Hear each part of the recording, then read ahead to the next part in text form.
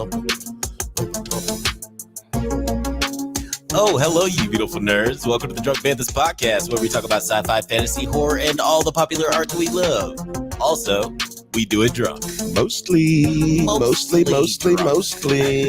I am Jedi Master Grayson, and I'm joined, as always, by my co-host and brother Bill. How are you doing, sir? I am doing pretty good, man. That's right. It's another episode of Drunk Banthas podcast. That is true.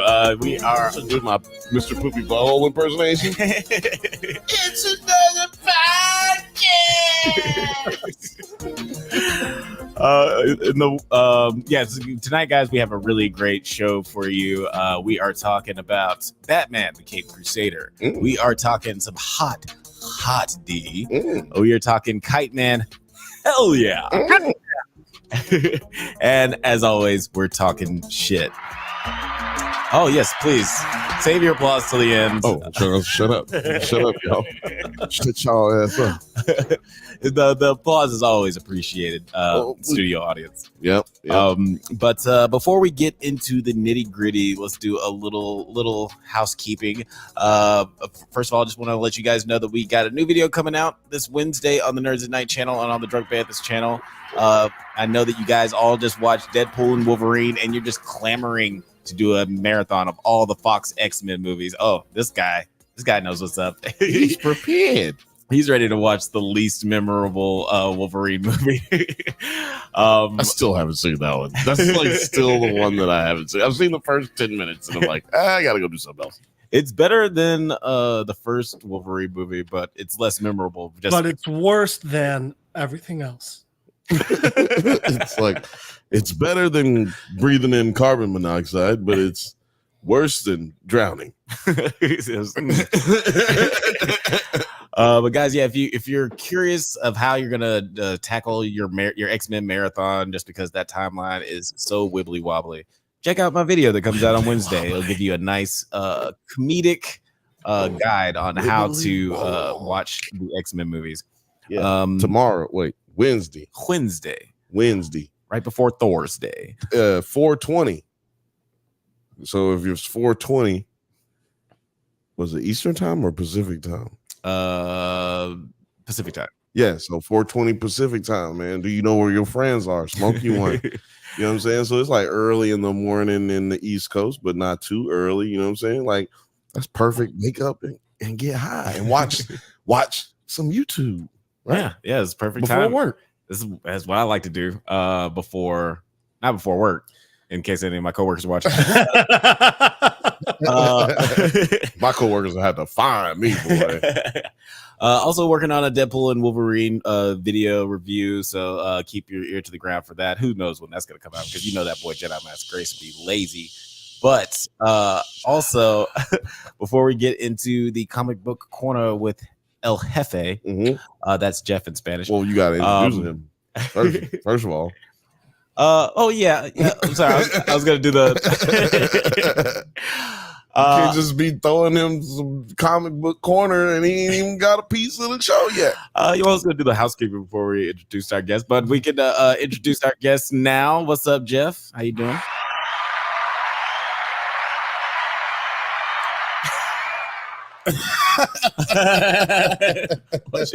For the listening audience, he just signed off. He's out of here. I'm out. I'm proud of that one. Like, how is it taking me this long to think about that? I'm good. I'm good. Had a good weekend, cooking just some delicious food and playing a lot of video games. So good stuff. I've been happy with myself. Yeah, it sounds amazing. It sounds like a good way to spend your time. Before we get into El Jefe's comic book corner, I just want to remind you guys that every Thursday we got the Bantha Bunch hosted by your favorite cousin Bill. Do you know what you guys are gonna be talking about this Thursday, Bill? Us? Yeah, what you guys are gonna be talking about on the Bantha Bunch show? Yeah. No. The Illuminati. I have no idea, man. You know, I just try to make sure this show is good. Then Tuesday, I worry about what we're going to do on Thursday. As fair enough. I was can't contribute, but I don't have the bandwidth to contribute to this one, to contribute to this show, the Drunk Banthas podcast, in a productive manner. And do the well, no, it's just no and because I'm not doing it. Yes. There can't be no and because I'm just not gonna do it. Money Blakeweather and I are going to see an awesome horror movie. What looks like an awesome horror movie on Thursday called Cuckoo. Ooh. Maybe talk about some good horror movies. What are some of your favorites? I don't know. Yeah, that'd be a fun one. Maybe. Yeah, Cuckoo. Cuckoo looks crazy. I'm definitely seeing that Thursday night as well. That looks so good. Oh, also just saw this movie called HOTD. If you're looking for another good horror movie, that's a nice little sleeper horror film that's out there that I really enjoyed. A sneaker of a sleeper. A sleeper of a sneaker. A sleeper of a sneaker. A sleeper with sneakers on. But Jays. That's going to be uncomfortable. Yeah, I actually agree with you on that. Ophelia says, "What up? Thanks for joining us tonight." What up, Ophelius? And Athelius, you're right on time because it is time for Just Comic Book Cornell. Yeah. All right, if I have to. You must. I must. All right. How does it feel to be the white LeVar Burton? That's what I want to know. It feels like a lot of pressure that I'm not living up to. All you need to do is get you a earring to go on your left ear, and then shave your beard into a mustache. That's I have an earring. There you go. Look. Man, we just got to get you a Michael Jordan hoop, and then you're good to go. Oh, man. All right. So we are on to issue 5 of Shadow Doctor. So we left off with he's finally getting some patients, some African-American patients. They're there and they're finally like listening to and yeah, that is very true, Othelius. Oh shit, that makes Jeff the Bantha's white Toby.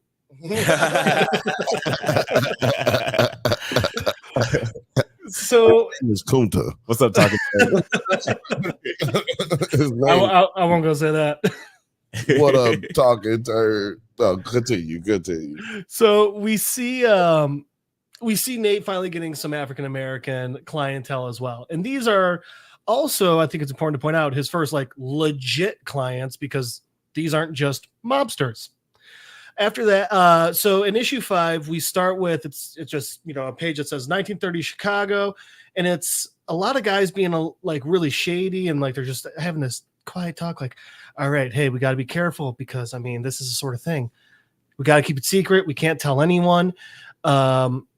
This is something that could be not just a threat to us, but our families too. So we really got to be careful about this. So with that said, I want to know who's in, and it cuts to a room and there's a dude in front of a fireplace and then just like a bunch of like these high back chairs circled around him. And everyone's just saying, I am. And it's revealed that they're in this nice lavish house with this giant fireplace and bookshelves and nice liquor and all this. And the guy says, after everyone says, I'm in. The guy says, good then. I call to order the first meeting of the Secret Six. Our first order of business, slaying a giant. Now, if you don't know what the Secret Six is, those are the people that really moved to bring down Capone. And for a long time, like obviously they were secret. So everyone's like, no, they don't exist. It's not really a thing. But that's also partly because it was businessmen around Chicago. It wasn't even the government. These really famous businessmen were like, hey, we're losing money because of the mob and because of prohibition and all of this. We got to do something about Capone or we're going to keep losing money. So then it cuts to a scene of a guy playing some festival games. And it's shown that he's on a pier at Coney Island with his son. And while he and his son are walking and he's just talking and having a little bit of, a nice conversation with his son, someone off screen just goes, Alexander Jamie? And the guy's like, nope, I don't know who you're talking about. That's not me. And the guy's like, no, that's you. We should talk. And the guy goes, you don't know me. And the guy's like, no, I know you. And eventually gets him in close and he he's like sends his son off to his mom, and he gets the guy in close. He goes, all right, let's go over here. And he goes to grab some hot dogs. And the guy's like, I'm not hungry. And the guy goes, you're going to have a hot dog. Alexander Jamie's like, you're having a hot dog. And the guy's like, no, seriously, I'm not hungry. And he's like, no, you don't get this.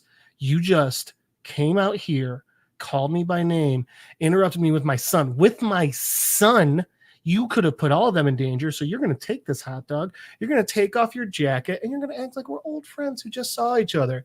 So we're starting to get the idea that this Alexander Jamie guy, he's kind of a big deal, and there's something going on because like he's being all mysterious and stuff. So the guy that's talking with him is like, all right, yeah, that's cool.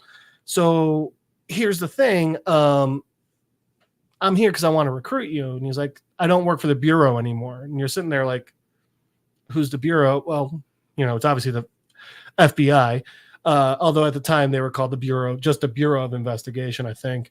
But anyway, so this guy, he's like, who sent you? I'm out. And the guy goes, I think you'll want to listen. And he's like, all right, fine. Who, why are you here? Who's calling the shots? He goes, a group out of Chicago. And he goes, and don't worry about the names because I don't even know who they are. And he's like, what could they want? What is all of this about? And he goes, you're going to bring down Al Capone. So this guy, Alexander Jamie, if you know your history, he was actually a part of the Untouchables. He was literally one of the people that was responsible for bringing Al Capone to justice. So after that, we cut back to this weird scene of this guy just in a car with his wife. No, not there yet. And this guy's just like quoting Shakespeare to his wife. And she's like, oh, I love Henry VI. And he's like, that's Othello, you dumb bitch. And she's like, oh, I love that one too. And he's like, God, I hate you so much. At least that's the subtext that I got from it. What's really happening is he's just quoting all these different Shakespeare things. He's being very, very patient with her. He's got a little more class, but it's interesting because like he's doing this, he's telling this to his wife and everything while his kids are in the back seat clapping, and he's like, all right guys, just real quick, we just got to stop here, I just got to pull over, do a quick errand. And she's like, really, here? And he's like, yeah, don't worry about it. And they're like, okay. And they're all just looking forward and they're like, da da da da. And the guy gets out and walks to the trunk of his car and opens it up. And there's a dude fucking tied up with chains and a gag in his mouth in there. And he's like, hey, you know what? You kept your promise and you were quiet. Didn't hear a thing. Thanks. That was really sweet of you. I'm not going to keep mine. And then he throws him over and into the water where the guy just sinks to his death in the water. So pretty quickly, you can take it that this is a mobster. Next we see him get back in the car and the wife and the kids are unaware. So he's just like, okay. And then he keeps giving them Shakespeare quotes, driving them home, a little bit of exposition. And then the next page we see there's just this door and clearly he's on the other side of it talking. And the door has hand grenades, like duct tape to it with like fishing line going to a cinder block. So we see this guy talking on the other side of the door. Then we see the door kind of crack open. Then we see him lift the door. And then you just see there's a scene of just tink, tink, tink, tink, tink, tink, tink. And the guy, and he just goes, my necessary end. And then that's it. It just cuts to a bus in downtown Chicago. And we see Nate, and he's sitting there, and he's making googly eyes at this woman. Now, the important point here is that she is a white woman. So I know that's a random thing to point out, but in 1931 Chicago, a black man making eyes at a white woman and then talking with her and actually like getting her name, that's a really, really big deal. But I mean, Nate, he does it anyway. And he ends up talking to her a bit more and saying really smooth. He's like, I know I would regret it if I just didn't get your name. And it's like, all right, Nate, good job, buddy. And then it cuts to a scene of them walking down the street. And then just cuts to a scene of them on a table fucking straight up. She's just riding him. And in cheeks. And they are going at it. And then we just get one of those little text squares. The one where it's clearly Nate's narration. And it just says, I wonder if she knows she changed the course of history. And so, and I might use that next time. right? I use that next time. That's awesome. And the reason why is because the next scene is Capone's men kicking in the door, rushing in with that guy that we just saw in those previous pages. And this guy is just an absolute mess of blood. You can't see a face anymore. It's insane. And it's so funny because the mobsters just go, "Oh, my apologies, sweetheart." And Nate's like, "What are you doing?" And they're like, "We brought him to see a doctor." He's like, and Nate's like, she's literally covering herself with a sheet. Nate's got like a towel wrapped around his waist. And he's just like, "Well, you should have taken him to the morgue." And like, "Come on, Nate, you gotta do something." And Nate's like, "No, he's dead." and they're like, "Oh." So I thought that was a joke. Thought we give it a shot. And then Nate just has to go to this girl and he's like, "Okay, Rafa, I'll take you home now." And then we just see Nate on a bus with her, and then we see Nate on a bus alone, and then we see Nate walking down the street, and then we get some thugs who are like, "Hey, you're Nate Calloway, right?" And he's like, "Who are you?" And the guy's like, "Get in the car." And Nate's like, and the guy just says, "If I was you, I'd listen to me." And then we see Nate get into this car, and these guys are sitting across from him. They're like, "Hey, you know who I..." And by the way, so if you're just listening, Othelia says, "Didn't his dad make him leave town for this? Buddy is just determined to play in the snow." He is. And yeah. But also Very true. Based on the other pages of this book where we see him with his son, that kid's pretty light-skinned. Just saying. So, just throw that out there. Just saying. So Nathaniel's in the car with these guys, and they're like, No, don't worry. We're just going to give you a drive. It's no big deal." He's like, "Do you know who I am?" And Nate just goes, "You're Joe," and I'm going to mess his name up, Aiello. Black man. Aiello. Yeah, white man. Joe White. And that's the thing. This is the guy that's at war with Capone. So Nate is fixing up all of Capone's men, getting them back out there, and now he's in the car with the guy who's been trying to kill all these guys. Yeesh. So Joe's just sitting there and he's like, "No, I know exactly who you are. You're the doctor fixing Capone's men. You're the one." And Nate's like, "No, that's not me." And Joe's like, and he's just like, Don't play dumb, man. It's and I thought this was interesting. He goes, "Don't play dumb. It is beneath a man, especially one that overcame so much to get where he is," which is just like, yeah. I think it's interesting that you're noting his talents while still not realizing you're being racist. Yeah, it's like you use my race against me. I can't believe you overcame. You're black. That's you should be so proud. And it's just like, wow.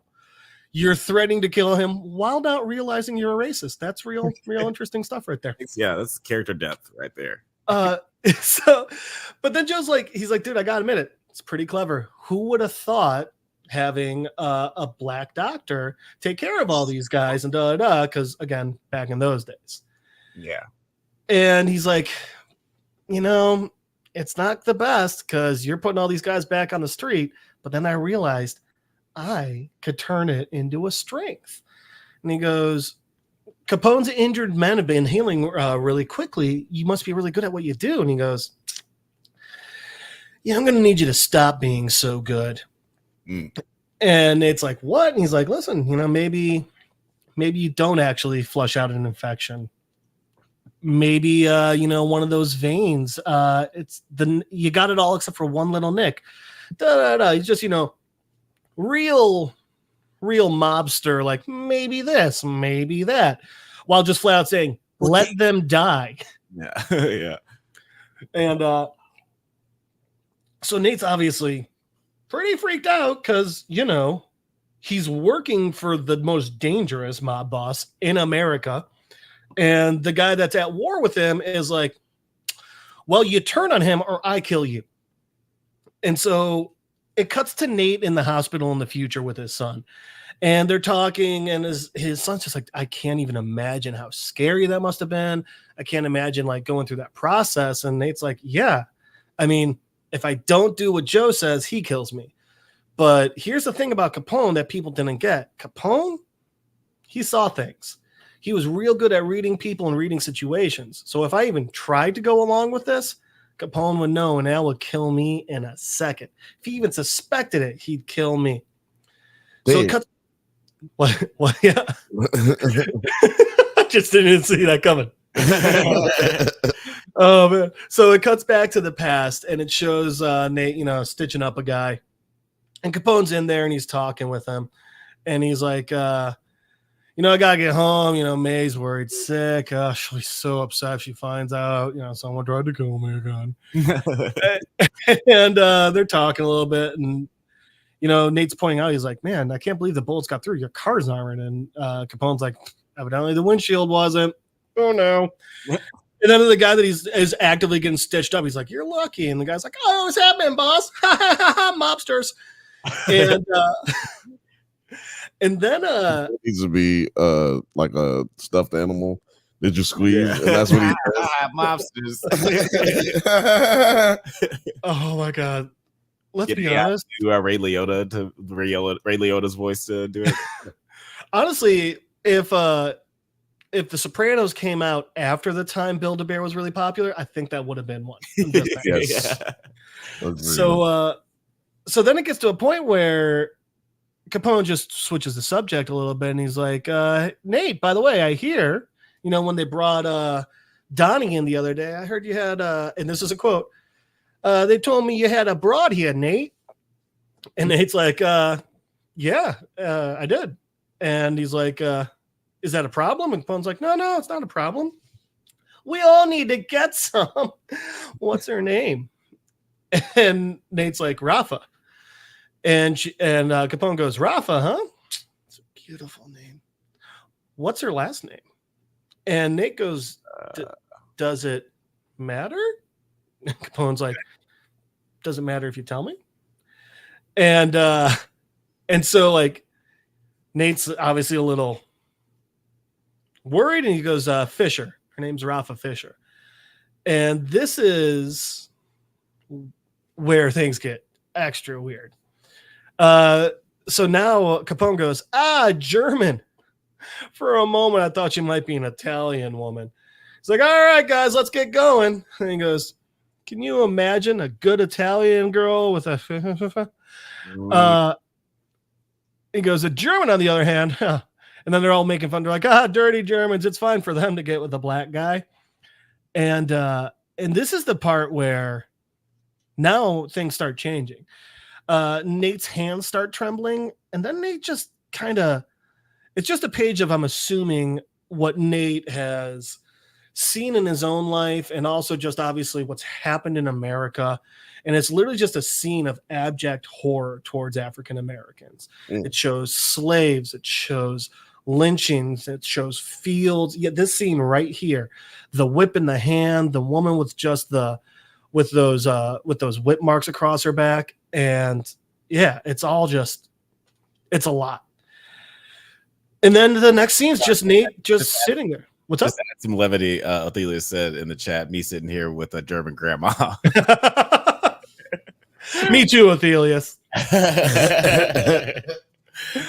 Oh man. So man. Can you imagine? Can you imagine? So the next scene cuts to Nate just sitting on a chair.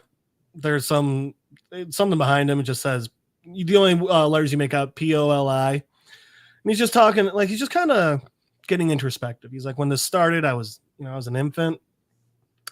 And then cutting back to the beginning of this whole story, you'll remember the snake and the mouse. And he's like, I was unaware I was being eaten. He says, but my fury, the injustice, it remade me. And we see a guy just like, hey, Mr. Calloway, you can follow me. And we see he closes a door that says Department of Justice. Oh. And Nate walks in, and there's a man that says, can I help you? And the nameplate on his desk says Chief Investigator. And then it just cuts to this room with these 4 white guys all smoking cigarettes, of course. Yeah. And Nate's just saying, no, but I can help you. And this is how the entire series ends. Wow. Nathan Calloway went to the Justice Department, and he is a big reason on why Capone was caught. That's pretty incredible. He went to. Wait a minute. He was snitching. Yep. This is a terrible story. and there's one more page. It's just pure text, and it's from the author. And I wanted to read that out. And it says, Shadow Doctor. And it says, thank you. Thank you for reading. Thank you for coming on this journey with me, for sticking with a family story. If it was even a tenth as meaningful to you as it is to me, then I'm glad for it. My grandfather worked hard to make a better life for his family. The position he was put in, because of nothing more than the color of his skin, was desperate and dangerous. I'm astonished he pulled it off. I'm glad he did. Sadly, I never met him. Nathan died before I was born, but his legacy is a lasting one. He made a better life for his family. I owe my life, literally, to what he endured and what he survived. I don't know if that I could have. No. In fact, I'm sure I could not. I guess what I'm trying to say is, thanks, Grandpa. Damn. Grandpa. Yes. Damn. And that is Shadow Doctor.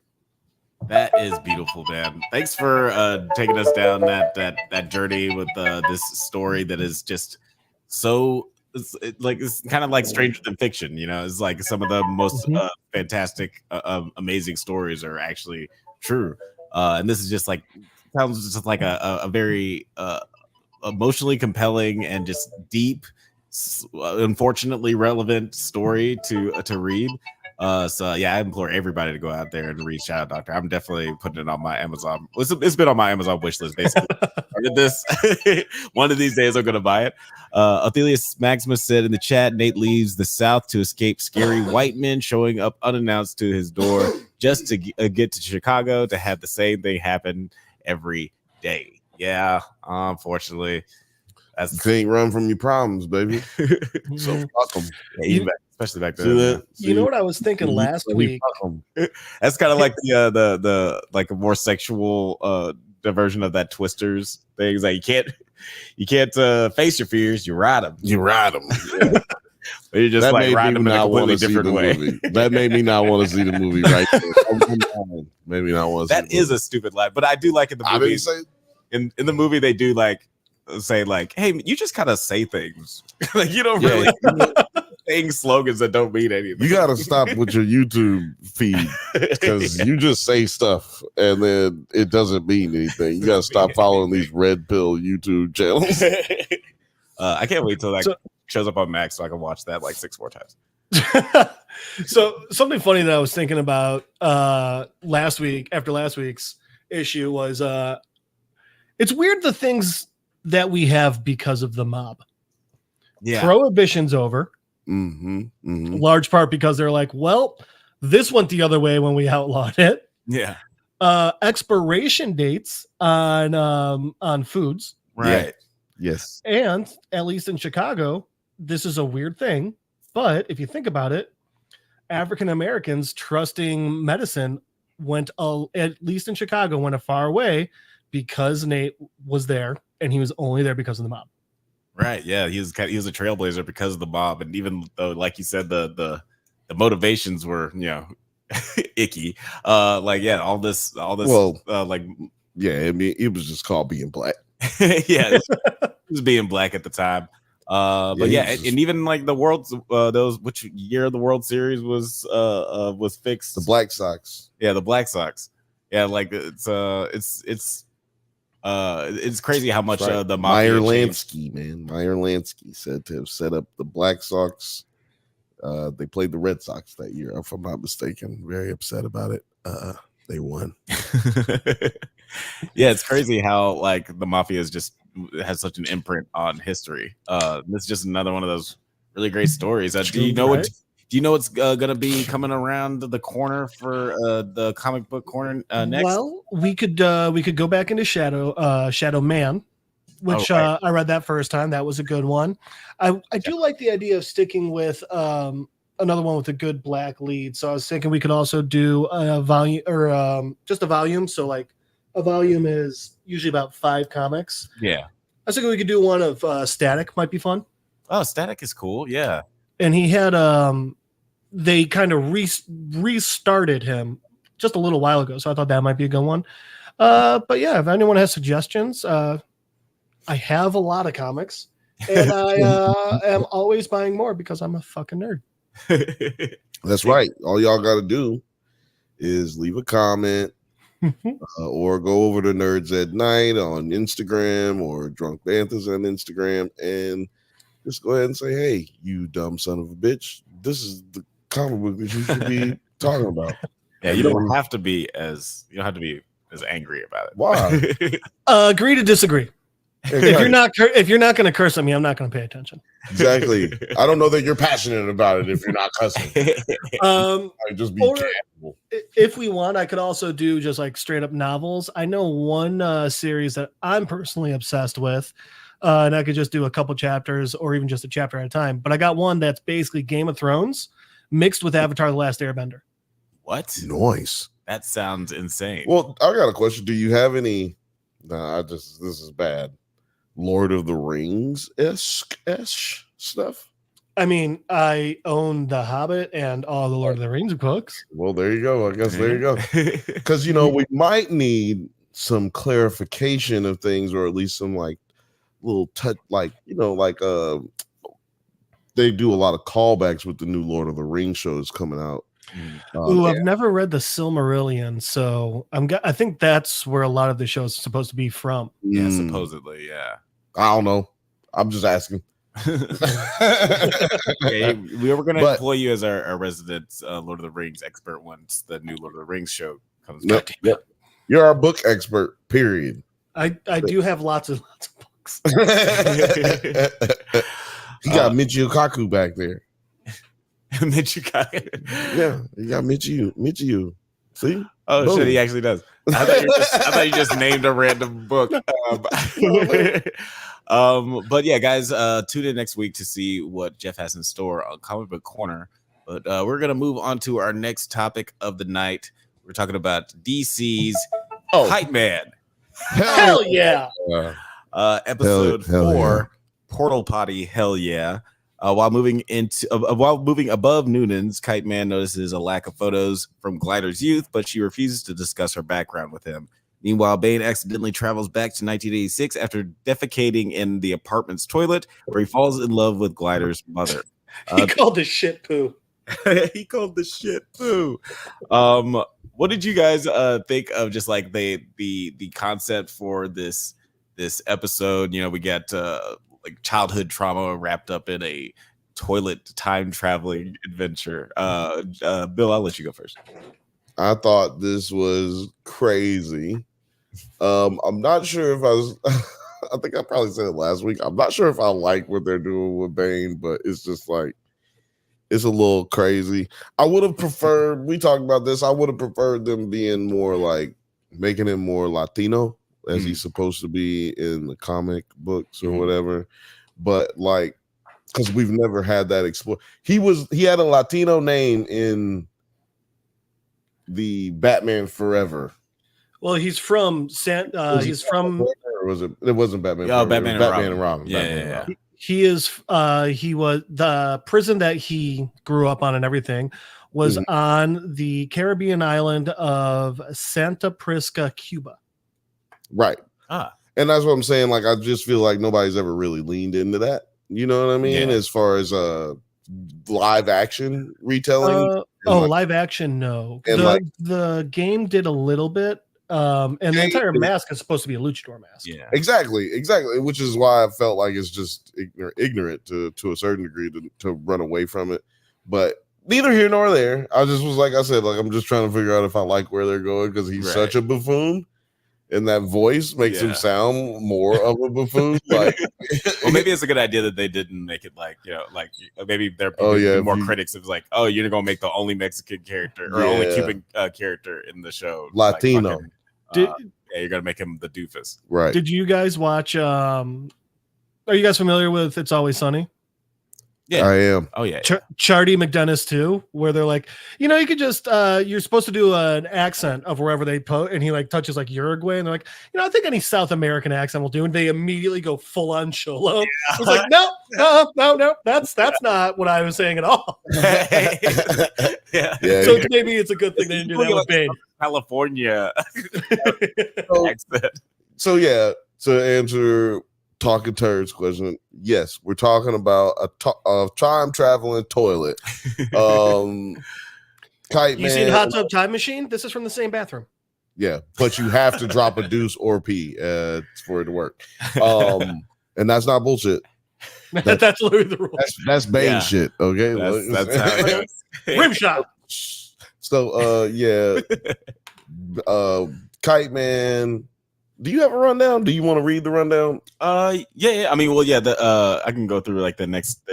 Okay, because what I was gonna say is that it was crazy how they explored time travel in a cartoon where you never have to keep it like organized with the time travel shit. Like it doesn't have to be right. But they pretty much did a good job on this one as far as staying within the rules of time travel.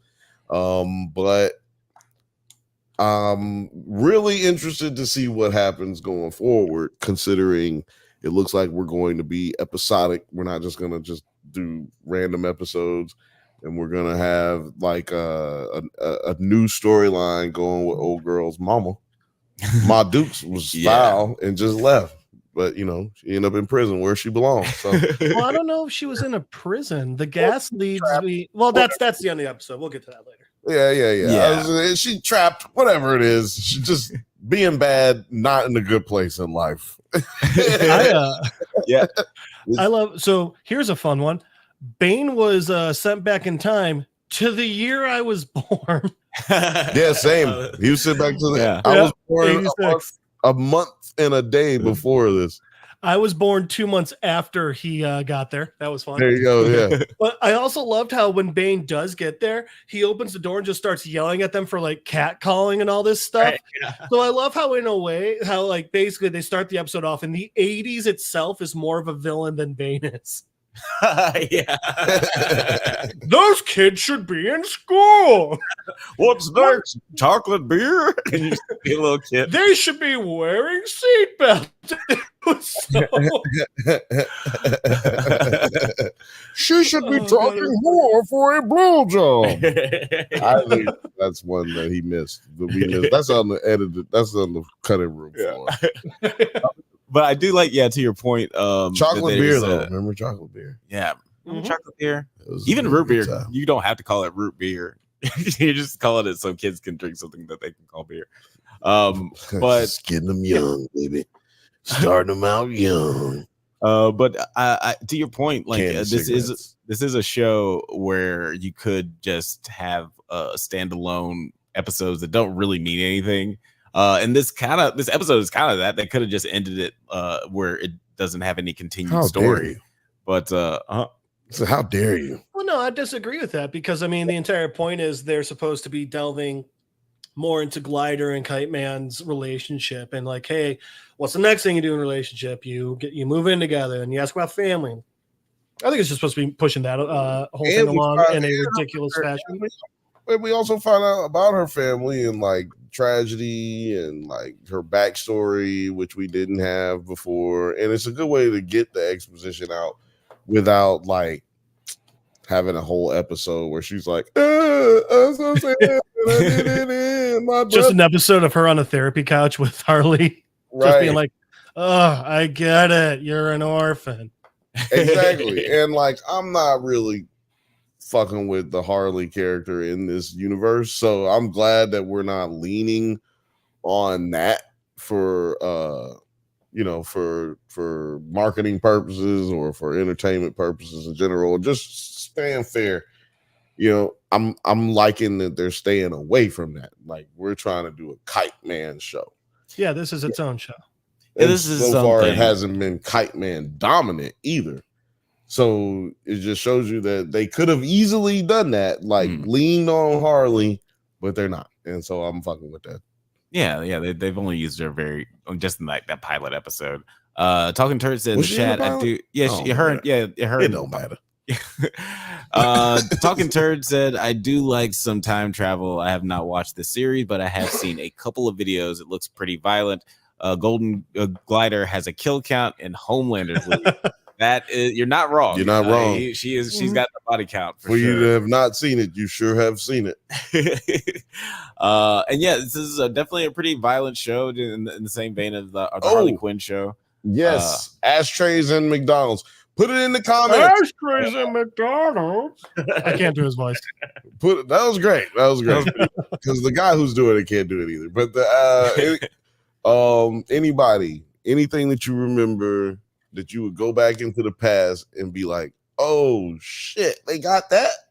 Like definitely smoking in a restaurant is one of while you're pregnant.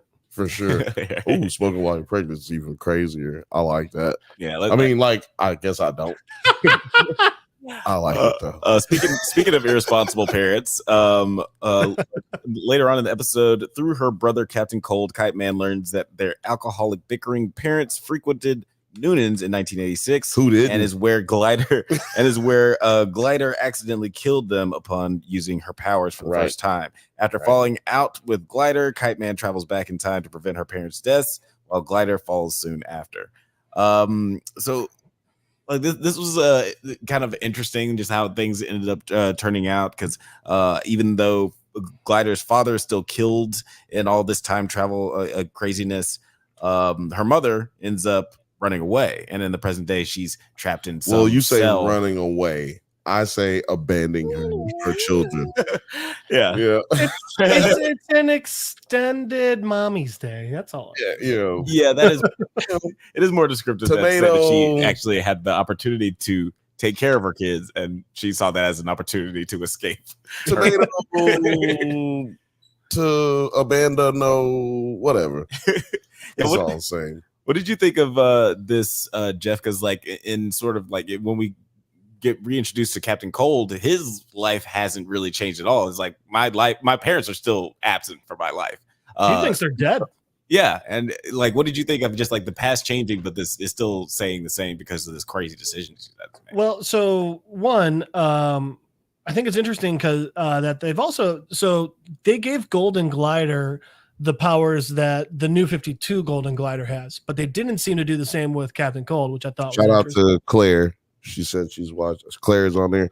Claire she's watching on Drunk Banthas on Instagram. Hell yeah. Can't see your comments on Instagram. We can't see your comments on YouTube, so I gotta shout you out as I see it on here. But thanks for watching. But yeah, thanks for watching. If you want me to get Marcus to text you, okay. I'll do all that. DM me and I'll send you. I'll get him to talk to you. so anyway, it was interesting because they gave Golden Glider the powers that she has in New 52 while not doing the same for her brother Captain Cold, which is just the nerd in me getting a little butthurt. But I thought it was interesting the way that they did it with the coming back, and it's seemingly not much has changed. I actually kind of liked it. Because a lot of times when we deal with the time travel stuff, it's like, all right, we're playing a guessing game. What's changed? What hasn't? And instead, this one, they were just like, all right, not really. Yeah, her mother's still around, but like they don't know that. And I don't know why. It just made it more contained. Obviously, from what we get at the end, there's going to be a reveal later. But I kind of liked let's just contain it to one episode for now. Yeah, it didn't need. So me and Alex have been having these conversations about these 20-minute episode shows and how hard it is for us to do an episode where we talk about these shows because there's so little content to dwell on, right? And but that was before. We used to talk about that mostly before we had a show where we did it once a week, and we were only talking about multiple shows. We used to do this show where we talked about one show, right, 4 times a week. You know what I'm saying? We do, instead of us doing it on one day, we used to cover all these shows in several days in the span that they came out on. Right. So I like how we can talk about it now, though, because it seems like we need more time to talk about these shows for some reason. Like, because to me, that shows that they're doing a good job with the writing. Yeah, there's definitely a lot of story in this episode. And but also like the shows that we covered, Archer and like Futurama, we have been with those shows so long. It's like these shows are giving us something so new and giving us a lot of like just that extra. Mm-hmm. You know what I'm saying? Like I feel like we're captivated enough to where we can keep talking about it and finding things to talk about with it. Yeah, and speaking of captivation, and do not make a Chris Evans show. And wanting to make and wanting to bring people in more. There we do have, like we mentioned, this teaser where Glider's mom is held captive and she's being gassed by someone in a very old boy situation. Bill, do you have any predictions of what DC villain or maybe DC hero might be holding this character captive? Probably Lex, but I doubt it. I doubt she's being held captive by a hero. You know, I think she's probably locked up on some type of, she's locked up in some type of security facility. Right. I feel like, but like, what powers did she have, and did she have any powers? Like, nope. Is she like just some random lady that just did bad shit, or did she kill somebody? You know what I'm saying? Right. Like, is she a part of the guild of calamitous content? Like, I don't know. Ignore me. I don't know nothing about this lady. And is Glider made up? Is she a made up character? She's a real character in the comics. Okay, well, then maybe we got to do some research and find out about her mama. I did a good amount because I was like, man, I don't remember ever hearing anything about their mom. Nah, she's no one. Right. Okay. Yeah. And Glider, yes, Glider's a real character. She's been around since, so they're Flash villains and they've been around since then. But her brother's Captain Cold. And then in the New 52 storyline, we got some new powers for her because she was in a coma. So that's where the astral projection powers came from. Oh, cool. Yeah. Oh. Yeah, she's like one of my favorite characters on the show so far. Like I really, and Stephanie Shu is always incredible. But I am curious who is holding her mom captive. We did have like a strange season in Harley Quinn where Batman goes kind of crazy and he kidnaps a villain. So we could end up having a situation where a hero is kidnapping a villaon. God, or I guess someone doesn't care about family reunions. It's a family affair. Two different songs. I don't know why you would do the song that doesn't have the family reunion. But guys, do you have any final thoughts on this episode of Kite Man before we move on to our next topic? We didn't talk about Bane falling in love with old girl like enough to me, because that was weird. Like he just met this bitch, like actually he hadn't met her yet, and he was like, I think I'm in love. Yeah, Bane from the Harley Quinn show, Bane tends to fall in love pretty easily, though. Okay, that's what. And I think he's a pretty lonely guy and just wants to love someone. I want to love. He's a very love greedy guy. That the he moment is in what is low key a sex outfit this time than he is. He's in like a dominatrix. He straight up bangs a building. He wants love so bad. That's right. He has on a dominatrix outfit. This is not the same as what is in the comics or in the movies. He is gone beyond gimp. Yeah, he's a sleeveless gimp. He's a sleeveless. It's pretty close to the comics. Oh, also Sleeveless Gimp. Good name for a punk band. Good band name. Gimp. Yeah. It also sounds like a broke dick and circumcised. Fleetwood Mac Sex Pants. New band name. I called it. Yeah. Talking Turd. Kite Man is on HBO Max, or just I think now the Max. Yes, just Max. And you Excuse can me, excuse me. I misspoke. Kite Man, hell yeah, is on HBO Max or just the Max. Yeah. I thought your pronunciation was a little off. Earlier. Yeah, you speaking Arabic, I thought, but no, you was just wrong. But Got that hillbilly Chicago accent. You can get now the bundle with Hulu, Disney, and Max for like $19 or some shit. Oh, you know what that sounds like to me? That sounds like someone should be fucking sponsoring us. Yeah, give us money.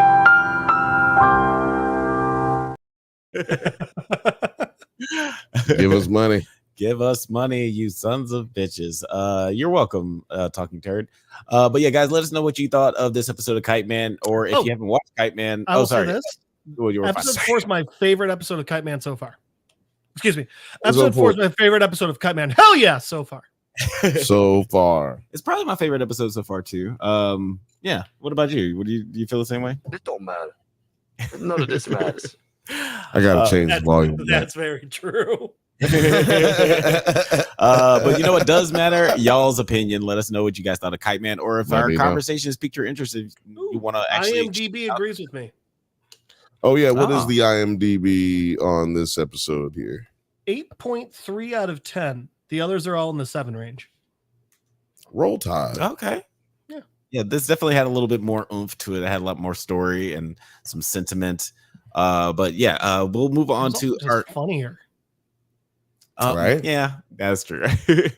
And we'll move on to another DC character. Probably let's just go ahead and say it's the DC character. We're moving on to Batman, the Caped Crusader, the new Amazon Prime TV show that was released last week. Now, this was an interesting drop. We didn't know that. New York Times bestseller. I absolutely was so afraid that if I played the Batman music, we would get some type of copyright. So I am working on some type of alternative for next. Well, we're not doing it again next week. So just play some Seal. Yeah, right. Here's some Kiss from a Rose. Yeah. Oh, you know, I should have found the clip of Dean Pelton singing "Kiss by a Rose." Oh no, there's a better one. Oh god, there's one out there. I'm sure you can Google and find it. It's like 32 seconds long. It's just a drunk guy singing "Kiss by a Rose" to his cat while rolling on the floor, and the cat is not having any of it. It's amazing. One of my favorite things the internet's ever done. I have to pull that back out. Like, we got to do something special for Batman Day in a few weeks. So maybe we'll bring that out. This is my Batman music. Talking Turds in the chat. I heard about the Cake Crusader cartoon. Mm-hmm. Isn't the penguin a chick now? Yes. There's actually a few things different about this show. Let's dive in. Normal lore. I'll tell you what. I have more of a problem. Penguin being a girl, I don't give a shit about. I actually have more of a problem with them making Penguin tall than making her a woman. You know what? Tall. Huge. She wasn't tall. She was huge. That's a big bitch. Yeah, that's a huge bitch. Bigger than everybody in the show. Philmage said in the chat, I love this take on Batman, and I am curious because I do want to talk about the characters, but let's talk about the character. Let's get into the man himself of the Bat. Testicular cancer. Character. Let's talk about Batman. What did you think of this? Let Jeff go first. Jeff, what did you think of this character and also the actor depicting? This is not Hamish Linklater's first time being a Batman. Oh, really? Hamish Midnight Mass. He was a vamp. Oh, I never watched that show. Dude, it's a good one. Check it out. Hold on. Say his name. Hold on. Hamish Linklater. Hamish Linklater. I don't Linklater. Linklater. That don't roll off the tongue too good. Sure doesn't. No. Yeah. Doesn't. Yeah. I almost called him Harold Lamplighter. So, I liked him. He was okay. That's the thing is, so that's a bit tricky because I think he did a fine job of both Bruce and Batman. I like that one of my main issues with Bale's Batman is the ridiculous voice he did. It was just, oh my God.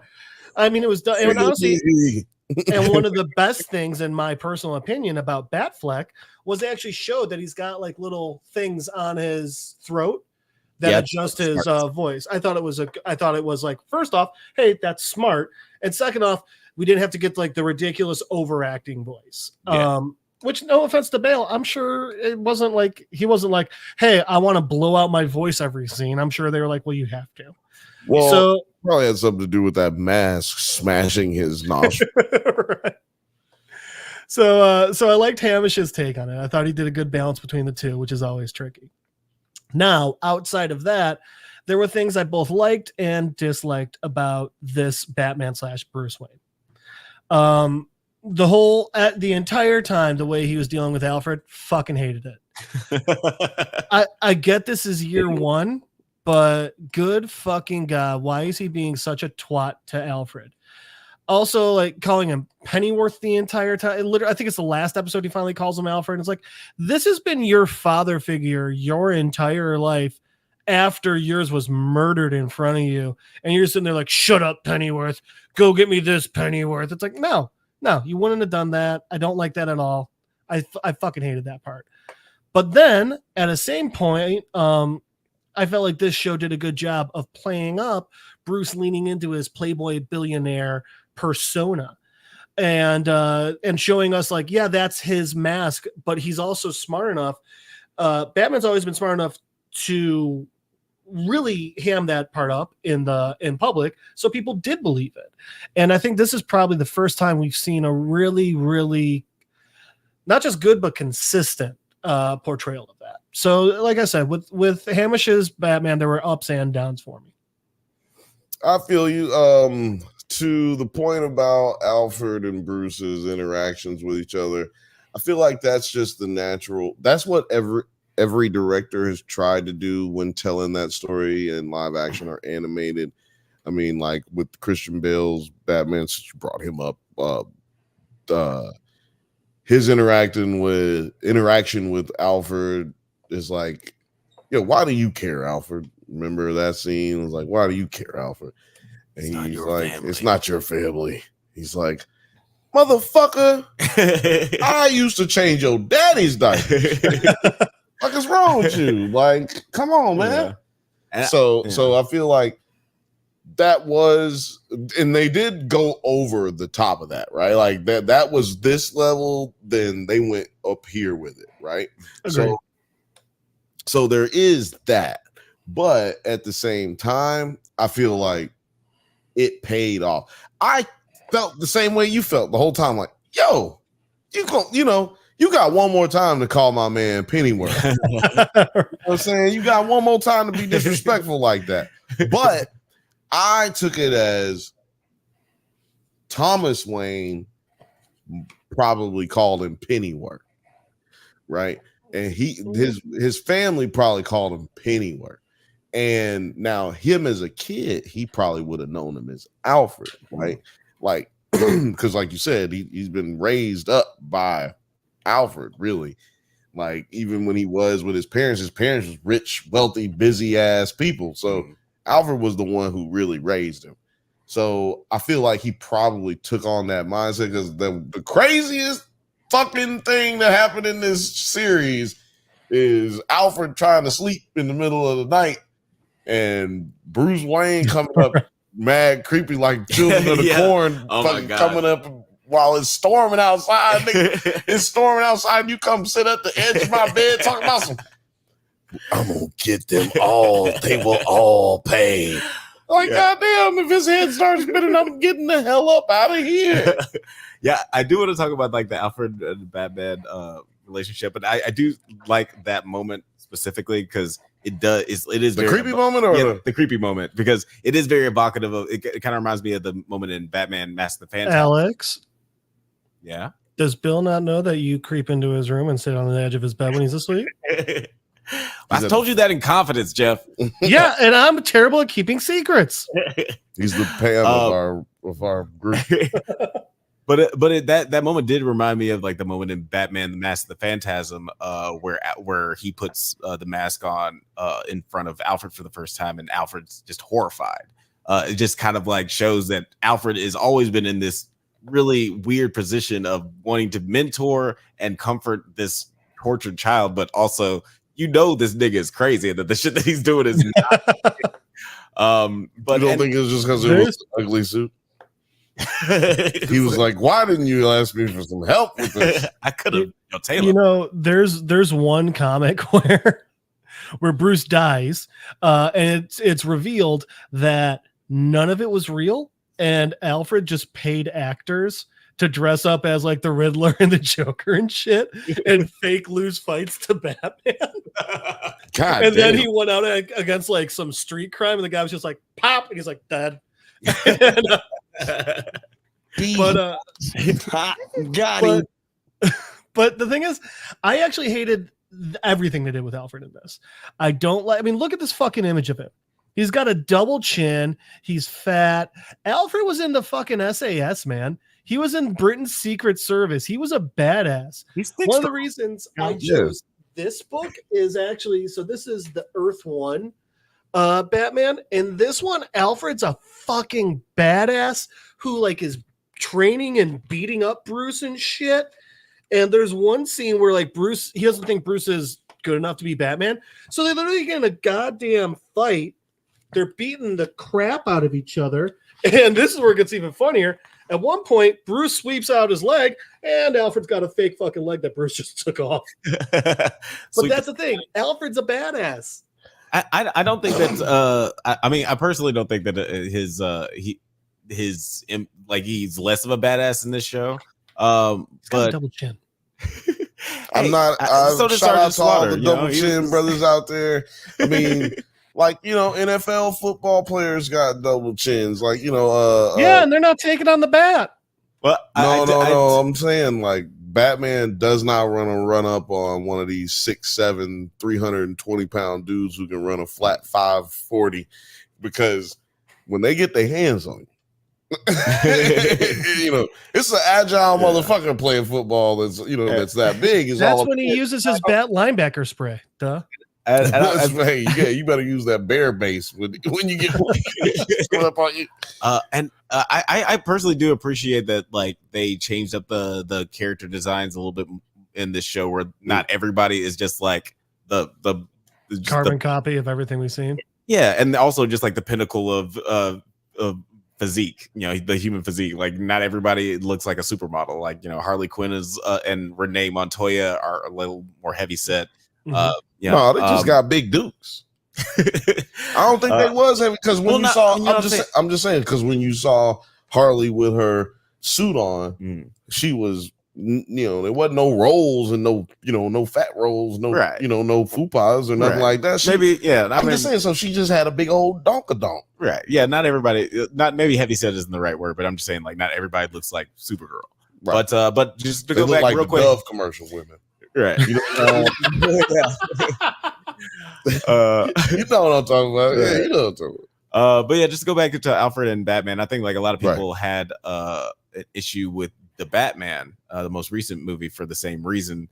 And it was one of the things I kind of liked about that movie, in the sense that, like, most of us, we know Batman as being like a master of his own world. Like, he's a master at everything, and he has a good relationship with Alfred. But I feel like but it took a while to get there, and I like the fact that the Batman was like this. Well, before he's emotionally and physically mature to be the Batman that we know, he still has to go through some shit. And it's probably going to be like that little moment with Christian Bale and Alfred on the steps where he says, "What do you give a damn? It's not your family." I think that's just like, it's just 9 episodes. You're not my dad.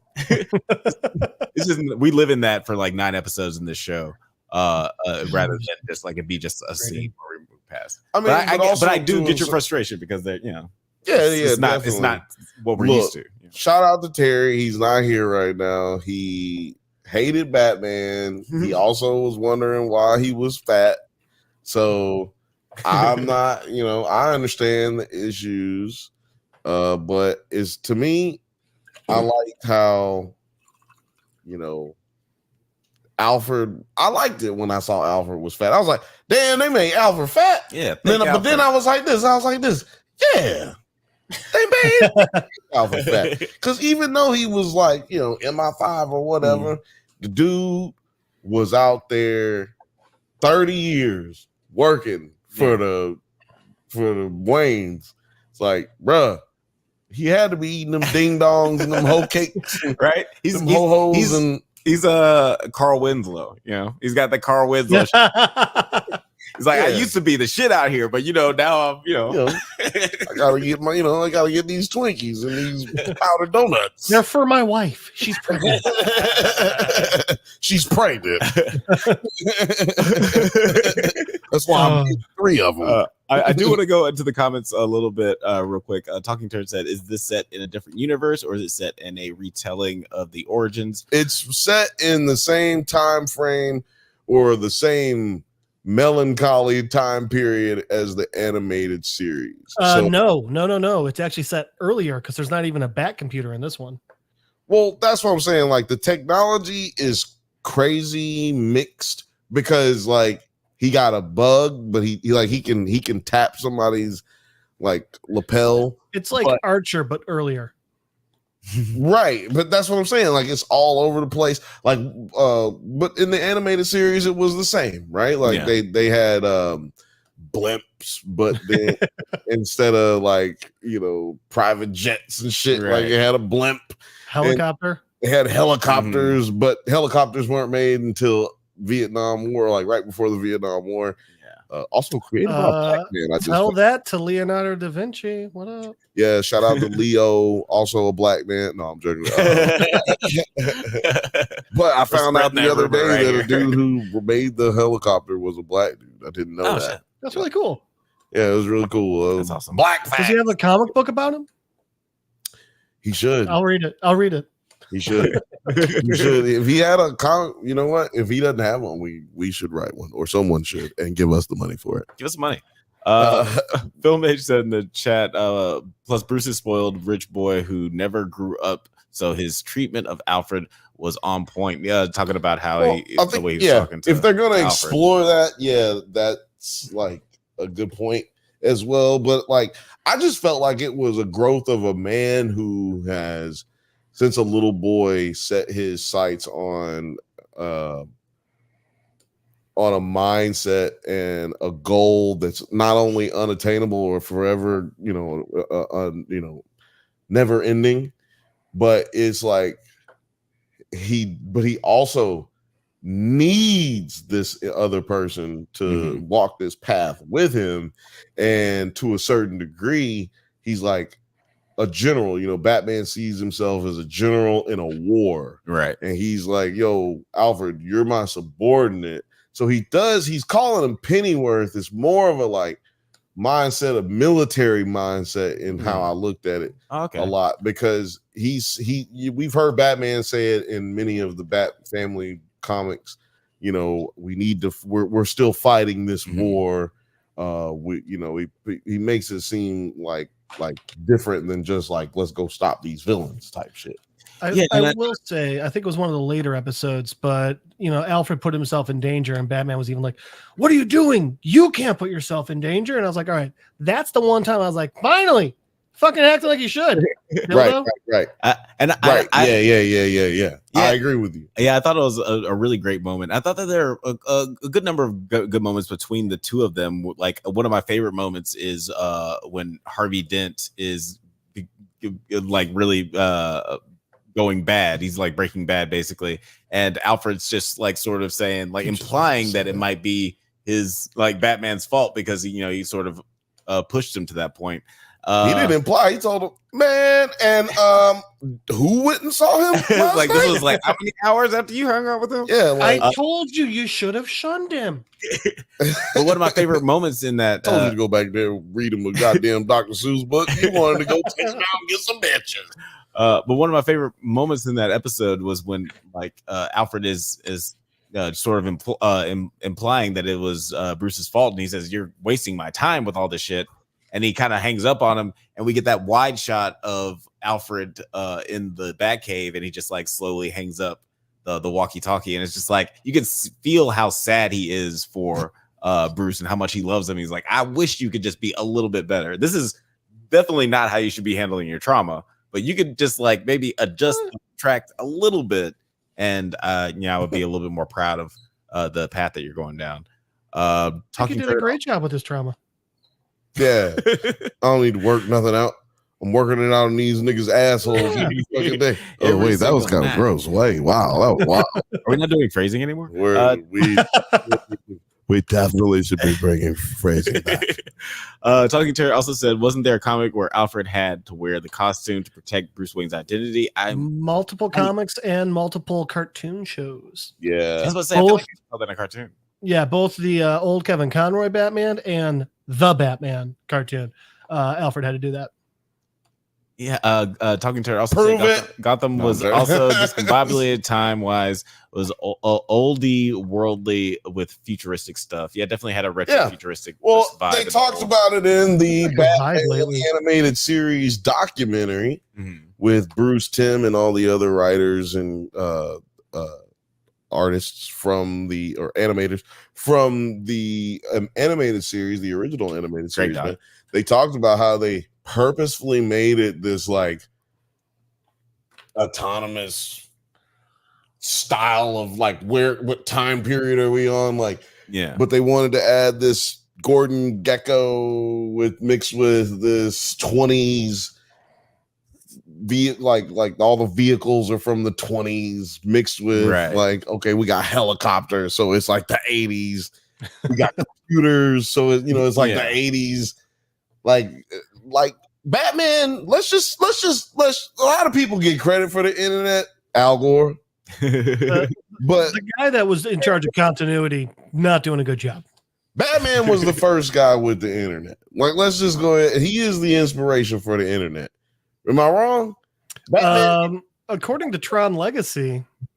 Ooh, are you saying Tron is the originator of the internet? I mean, or the inspiration? Because I'm saying Batman, because he was the first one able to look at everything in every spot in his city. Yeah, and he then had Google before the military did. Yeah, he was Googling shit back in the day. Like he was he was Google back in the day. Right, yeah, right. Like he was web crawler. Do you know how many nerds he had chained up in the basement of the Batcave? Bruce has got little Chinese kids crunching. He's like, man. He's like, look, I know that I'm a billionaire and I'm a terrible person, but they will all pay. It's that scene in social media, but they're just in the bottom of a cave and don't even realize it. I'm curious because, like, you touched on it a little bit. Sorry. No, dude, go ahead, man. Go ahead. I want to talk about like the vibe of the show because it does seem very like reminiscent of Batman the Animated Series, where it has the same style, like aesthetic, similar aesthetic, but also that noir vibe. Like there's a lot of times where I was watching episodes. Black. That's what that means. There were a lot of moments where I was watching a scene where I was like, oh man, this feels like a scene in Chinatown or something. Who's your favorite superhero? Is it Black from The Boys? Mine too. Black. But yeah, like what did you guys like? Did you think that this was like obviously intentionally inspired by Batman the Animated Series, but did you feel like the vibe was good? Did you feel like maybe you wanted something a little different, a little fresher? Jeff, I'll let you go first. I liked it. Especially going for like a year one Batman. I feel like going with that noir, that 20s atmosphere really helps itself with that. There's a Batman year zero comic that it's a fantastic comic, but it's just so different because it's still set in modern times, just like, all right, modern times 3 years ago, and it was a great comic and all, but just, I think a part of it might also be because the noir of the Kevin Conroy animated Batman is what I grew up on as well. I mean, shit, not just that. Look at the first two Batman movies, the Tim Burton ones. Those were also set in a very noir Yeah. old school atmosphere. And yeah, so I liked it, but I would be very curious to know if the reason I like it is because that is what I was raised to believe this is year one Batman stuff. Like, well, I like it because I've been brainwashed to love it, and I can't help it. I loves Batman's. Batman's loves me. It does feel like on a world like this, it does benefit itself to have this evergreen universe where it doesn't date itself, where it feels like, oh, this feels like Right, 94, this feels like the early 2000s. This just feels like this Elseworld time period. Unlike the Adam West one, like Talking Turds mentioned in here, Talking Turd says, I grew up with That was my first. That was my first Batman too. Hold up, because I got a joke. See, you said you fucking it up by saying it was your first Batman, because I'm like, you grew up with Adam West? Like, goddamn. I grew up with Adam West. I went to elementary school with Adam West. Like, that's just hilarious. I know that's not what as a child. I know that's not what he meant.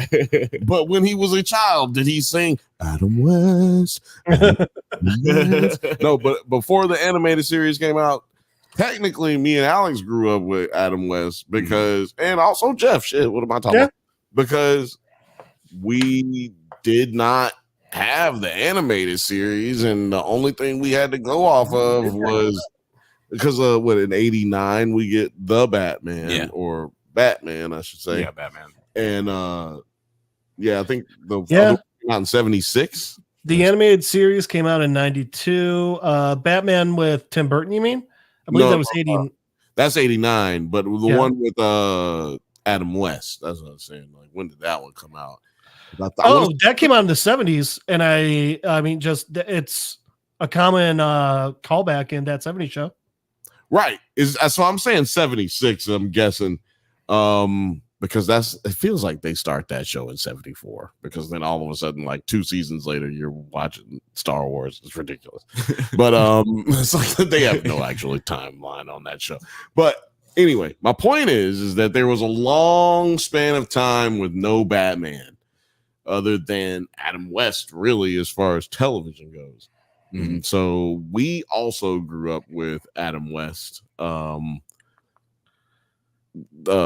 Talking Turd says there was lots of hype for Batman 89. Wow. Yeah. That series was 1966 to 1968. Jesus Christ. Very short-lived. And they managed, but the 120 episodes. 67. Yeah. Remember, it started in black and white and ended in color. But see, the thing is, I think that by the time they started really heavy syndicating them in like the early 90s, I think they had made the black and white ones color too. I think that now if you tried to find a black and white one, I think it might be a little harder than it was when we were growing up, because that's when they started adding color to stuff. You know what I'm saying? Like in 97, 99, they started really remastering a lot of old things and putting color in them. Like the Wizard of Oz, right, is famously remastered during the 90s. It was a big thing back then. Like, just good. They also made movies. Say what? Say it again. They also came out with some movies afterwards. That's true. Yeah, and reunions and famously the reunions, and the Adam West Batman movie, I think, came out the year after the first season. So it's like that got a lot of popularity pretty fast. Yeah. And just to go, well, actually, want to say one comment earlier. The fifth Bantha says, "I love Batman. This was nostalgic happiness." But I also want to bring up this comment from Film Age Studios. How about Harley Quinn, though? Which does lead me into my next. That's what I was saying earlier. Film Age, she had that badonka donk. I do want to talk about some of the characters in the show, because I'm sure that there was some controversy surrounding some of the changes from the source material, specifically talking about Penguin and Harley Quinn, because Harley Quinn is an Asian person in this movie. Is she and she's voiced by Jamie Chung. Yes, she is meant to be Asian in this show. Yeah. See, I ain't want to be racist, because a lot of people's eyes are slanted in this show, so I ain't want to be like, oh, her eyes are slanted, she's Asian. Right. Then we also have the Penguin, who is a female. Did you guys bump up against these choices to make these changes with these characters? Do you think it has any bearing on their character? Because I personally feel like, if you change someone's gender or race, as long as it doesn't effectively change who the character is, it's not that big a deal. If you change Matt Murdock to a black person, well, he's supposed to be Irish Catholic, so that's very dumb. weird. or change Wilson Fisk into a black person. To me, that doesn't make any sense either. But first of all, we all know ain't no nigga fixing to be running New York City on the crime level without getting arrested. And he's not getting out of jail. That's just not happening. We know that. But what did you guys think about these changes, Jeff? So I liked it for both of them. We called out how Harley is voiced by Jamie Chung, but Oswalda is voiced by Minnie Driver as well. Right. So Minnie Driver working on this, right? Yeah. Big man. So, but honestly, all around, we had some really, really amazing voice actors and actresses on this show. Now, like I said earlier with Penguin, I honestly had more of an issue with her size than her gender in it. I actually thought that making her a woman actually added to her ruthlessness, considering she kills one of her fucking sons and then tries to kill the other. I thought those two things were a really good. I thought that was a really cool way of making her immediately a much stronger and more villainous character. And then with Harley, a couple of things I loved about her. First off, I thought it was interesting that they brought her in before the Joker. I loved that they made that when we first are introduced to her, they really put an emphasis on the fact that she is a doctor. She's a smart, educated person. And then they even took it where, when Bruce steals his file, she knows. She had that, little note in there because she knew what was happening. And then when they ended up giving her that episode where we find out that she's Harley Quinn, I thought that was great too. Again, it was her intelligence that she was using as her weapon. It was her psychological training that allowed her to brainwash all these people. And one thing that I thought was really cool, because as we know, I like the IMDb trivia. It was noted on there that in the original version of Harley Quinn, which is from the animated series, Harleen Quinzel was more serious and nonsensical, and no nonsense. But when she becomes Harley Quinn, she takes on that, that goofy, weird personality. They made an active choice to do it the opposite way in this one and have Harleen Quinzel be a bit more silly and carefree. Yeah. But then when we see her as Harley Quinn, she's much more serious. And that actually ended up making her a much better and more and scarier villain. Yeah, it definitely made her very sinister. What did you think of Harley Quinn in this one? This is what they should have got Margot Robbie to do. This is what they should have did. I always thought it was dumb for Margot Robbie to try to play the cartoon version, basically, like try to do her version of the cartoon version of Harley Quinn, because you can't recreate something that's already, iconic. You're always just trying to live up to that. Right. Like Heath Ledger didn't try to be Jack Nicholson's Joker. He tried to be his Joker and create something that we never seen before, and then that we were all concerned about, and we all thought he might fuck it up. But he, because we were like the Brokeback Mountain nigga. Like, oh no, a Night's Tale. Yeah, there's a lot of people like, I don't want no Brokeback Batman. I don't want all that. But boom, he blew your whole top off. No freaky. You know what I'm saying? Like, he hit you with that. No freaky. So I think that they should have did this with Margot Robbie's character, because like Jeff was saying, it's a juxtaposition between herself, like not only herself in her two selves in this series, but her two selves in between both series, the first animated series and this one now. Othelia says Montoya making it really tough. My bad. Yeah, I can't see it anymore. Montoya making it really tough to remain true to ACAB, making police thick as hell is the new propaganda. Let me tell you something. That's how they want you to. They trying to get you to jump off the George Floyd bandwagon and jump onto the booty bandwagon, but don't fall for it. Don't fall for the okie doke. Yeah, I like Montoya a lot in this too. I gotta agree there. Oh yeah, Yeah, absolutely. I loved her Let's just jump character. onto that character. I now. loved her character a lot. One thing I did think was weird that her character design and Harley's character design were very similar. You don't Like like the not butt? just Why they wanted to bone? You don't like the butts? well, Is just that what you're because saying? like their jackets were the same color, Oh, trench coats. It's trench coats. but they were both beige. Like, or no, they were both like crimson. Like they couldn't have like someone else could have. I Like think they were both beige. I think you're right. No, like they're both like the same, like That's reddish, not crimson, but I get you. whatever. Yeah, you know what I'm saying. It's Okay. not beige. But yeah, like they both had the same exact color. That was the only thing. Which, real quick, just because we're giving them, we're calling them all out. I'm not familiar with this actress, but Michelle C. Bonilla played or voiced Renee Montoya. Oh, yeah, okay, shout great. out Shout to her. Michelle Mishi. And she did a great job. Like, and I really liked her character as well. Like how she just like one of those one of the very few good cops. Her and Jim Gordon. It broke Jack my is- heart that they did that to Bullock. I liked how in the original series you think that he's kind of crooked, but then anytime he's given the opportunity, he's like, "Fuck you!" I took an oath, and it was like, "All right, that was kind of cool," but it made Montoya better because she's the only honest one outside of Gordon. Yeah. Yep. That's why I hated it. I hate women. Sorry, I'm joking. Calm down, Alex. Yeah, exactly. That was my Alex impersonation. Yeah, Montoya was dope. But let's just go ahead and the elephant in the room, man. What did we think about Barbie Gordon? Barbie Gordon. I really liked the fact that they had her being a lawyer and being a public defender, or but Yeah, I thought that worked. and we've had plenty of iterations of talking about like changes in the source material. We've had Black Commissioner Gordon and Tall penguins. in the movies. We've had black Fucking tall penguin bullshit.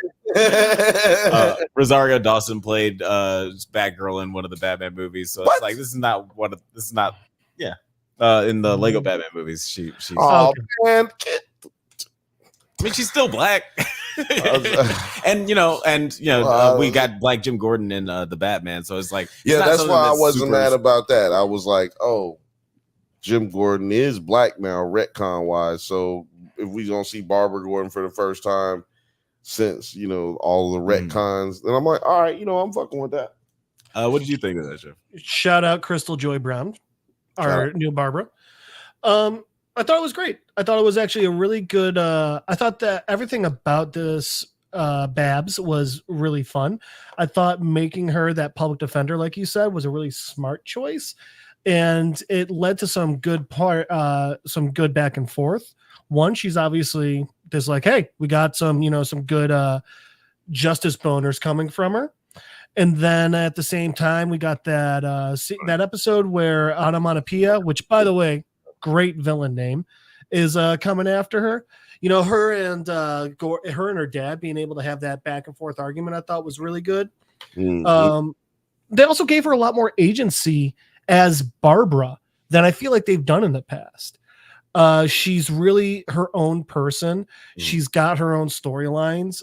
She definitely passes. I forget what the name of that the Bechdel test. I think it is. Yeah. She definitely passes that. Yes. One of my favorite parts was everything. that onomatopoeia episode. It also showed how the commish trusts her and sees her more of a person than in anything we've seen before. In the past, cartoons, TV shows, even the most of the comics, when they're trapped in that house, he'd be like, "Barbara, go hide." Yeah, he's Not very in this one. Yeah. Yeah, but in this one, he's like, "Hey, you got your gun? Good. You're guarding the back door." Right.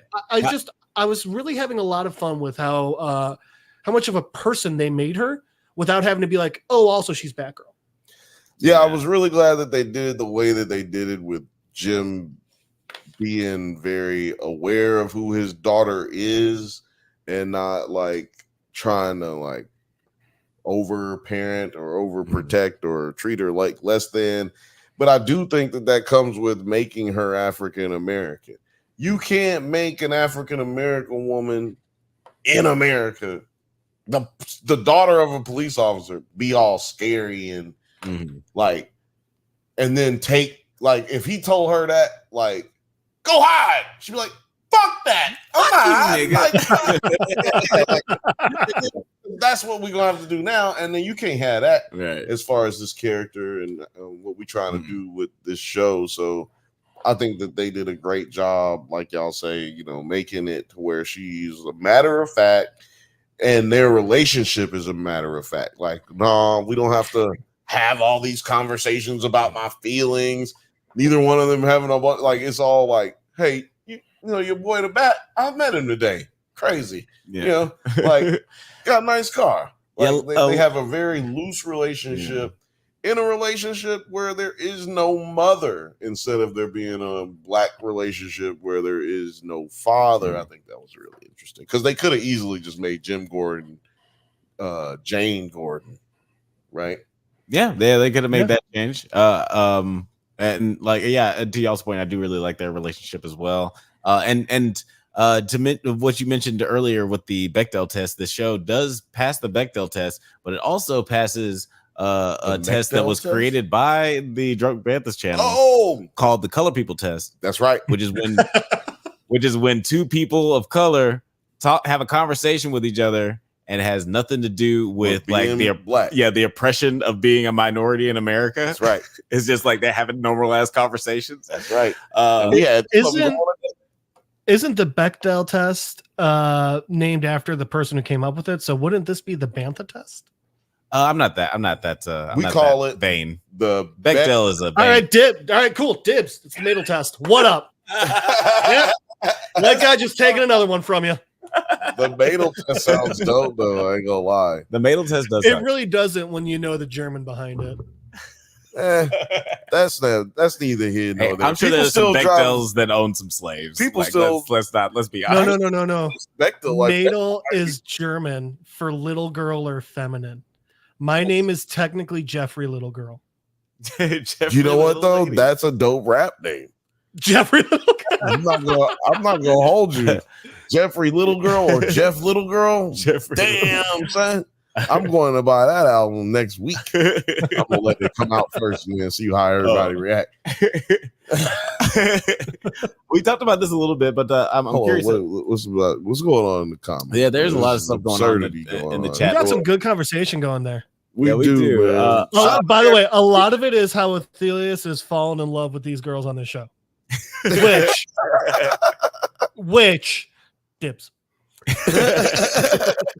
Ophelia says in the chat, I thought Alex was trying to say they were both light skinned. We said they were both beige before I realized he was talking about the coats. That is a fair assumption. Hey man, he don't like women, so you gotta be careful. Yeah, you gotta pay attention. Fifth Bantha said in the chat, I don't know why, but I feel worse for the Barbara Gordon when the Joker incident happens. Wait, was there? Pow. Oh yeah. Wait. Yeah. I'm sure that will definitely happen eventually. I don't know. I think they anti-canoned that back in the day. I think they uncannoned it. Yeah, I think the New 52 got rid of that. But I know the New 52 did, but I think something else did too. I think even before that, they were like, nah, that didn't happen. Yeah, we're taking all the vape out. All the vape that's in comic, we're taking it out. Honestly, this is a hot take. I do not really like that comic book. But that's not a hot take. Okay. A lot of people fucking hate it. Okay.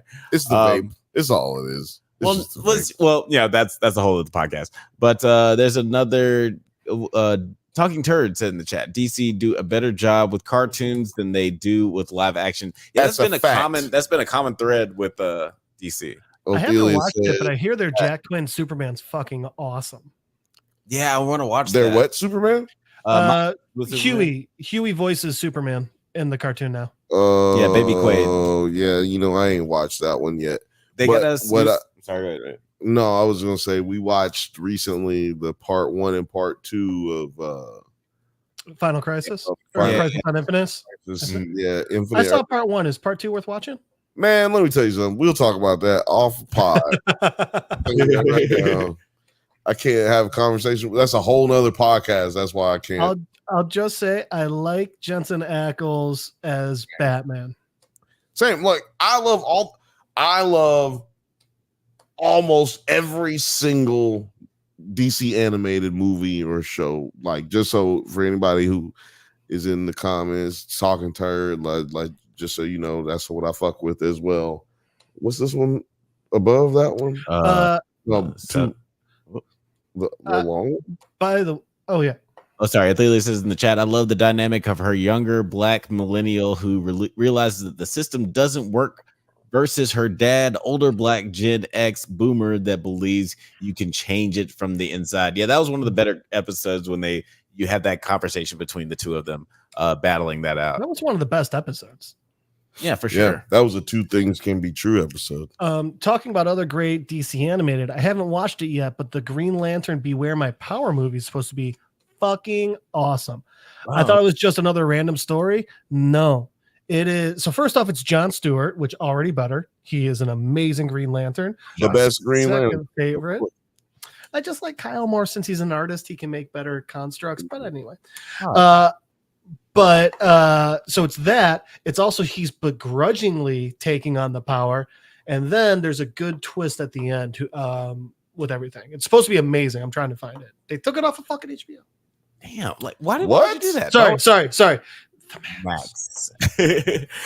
Yeah, and like the DC animated, they've always been doing so much better. Like I've been waiting for them to have Bruce Timm and Paul Dini be the Kevin Feige of the DC film universe, but they chose James Gunn, and maybe he's going to do a good job.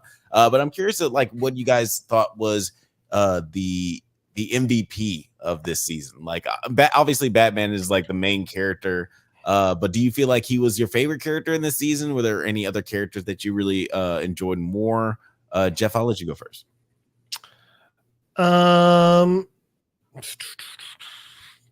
Probably Barbara Gordon, to be honest with you. I thought she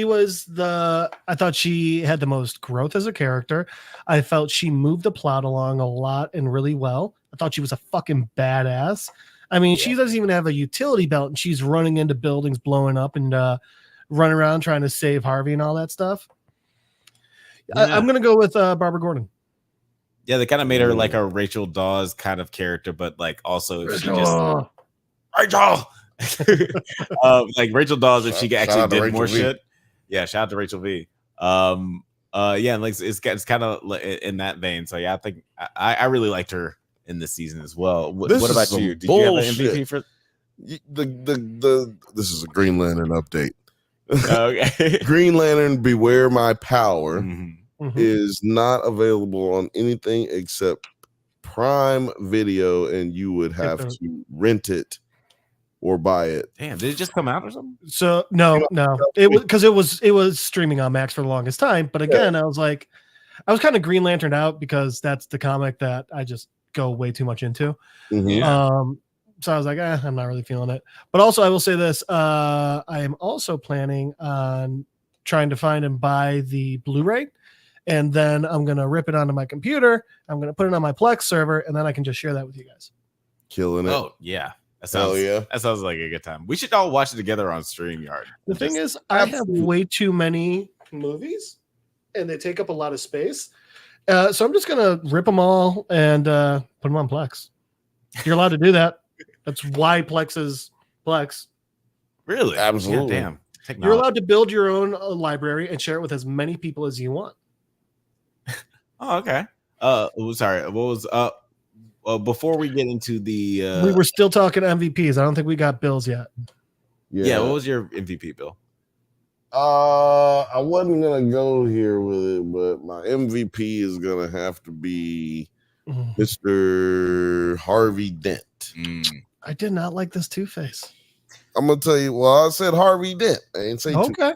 See, they didn't get to him being Two-Face yet. I feel like he's still Harvey, and he's honestly was trying to be Harvey. He never really was trying to be Two-Face. He like was running from that mindset, even though he damn sure killed some folks. Read that one first. Oh yeah, sorry. Athelia said in the chat, Barbara, she's relatable. She got hands. She fine as hell, and yeah, it's her for me.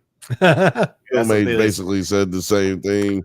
Barbara is the MVP. The Joker tease was pretty cool. Oh, Joker yeah, tease was pretty cool. I could have just dealt without it. Like it was like, yo, just don't do that. If people like a Joker tease, people do. Y'all don't get tired of that at all. Batman Begins. I actually did not like the Joker tease because I was just like, you know what? We don't need him. And again, I thought that how they brought Harley in without the Joker made her a better character. And I liked that introduction. Brought her a lot more depth. Definitely made you care about her.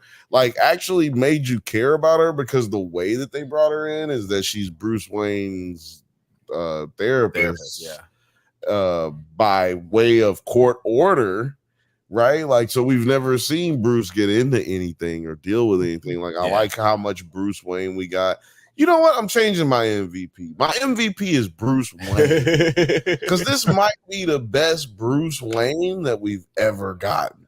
You know what I mean? Like the Bruce Wayne, the animated series, like the first series, that was the best Bruce Wayne to me. And to me, then after that, it was Christian Bale. And then this one right here. Now, in no certain order, right? No in particular order.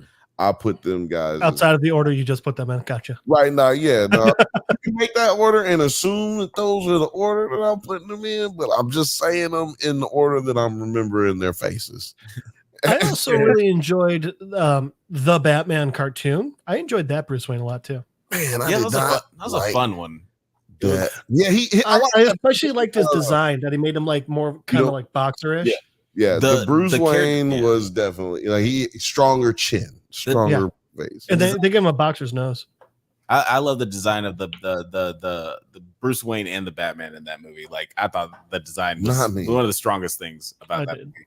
I'm sorry, no. I was talking the cartoon. Yeah, the cartoon. Yeah, that's what I'm saying. Okay. Batman because now we have the Batman movie, so now I have to be even more specific with everything. Yeah, right. There's too many Batmans. Shut your goddamn mouth. I will say the Batman, Robert Pattinson is my favorite Batman. Watch my video. I'm not going to talk about it anymore. Are we talking about live action? But just period. I got to share with you do you know who the comedian Pete Holmes is? Yeah. Did you ever see the Batman things that he did? Yeah, I've seen his Batman videos. Did you see the most recent one where it's him versus the Robert Pattinson, the Batman? No. It's hilarious. I need to watch that. I'll send it after. I watched like 5 of those videos until I realized it was Pete Holmes. Yeah, right. I didn't know it was Pete Holmes till right now. But my MVP is gonna have to go to the titular character Batman. Like I was surprised by how much I liked this actor as Batman. I liked his difference between Bruce Wayne and Batman voice, and also that in between spot that Kevin Conroy was also really, really good at when he was Bruce Wayne, but he would slip into Batman a little bit, but it wasn't quite as much as it was when he was in the costume. Like that moment where he just like gets sort of frustrated with Harvey Dent. He's like, well, now you want to be fucking moral? What the fuck? Like he almost said motherfucker in that moment. He's like, bitch, I thought but just because for your own good. Like he was big mad. Oh yeah. Like I really like that moment, and just like his performance on this show. Like I feel like he has a nice range, especially knowing how he is as a screen actor. I feel like he's doing a lot of work with his voice to pull this off. So I wish Terry.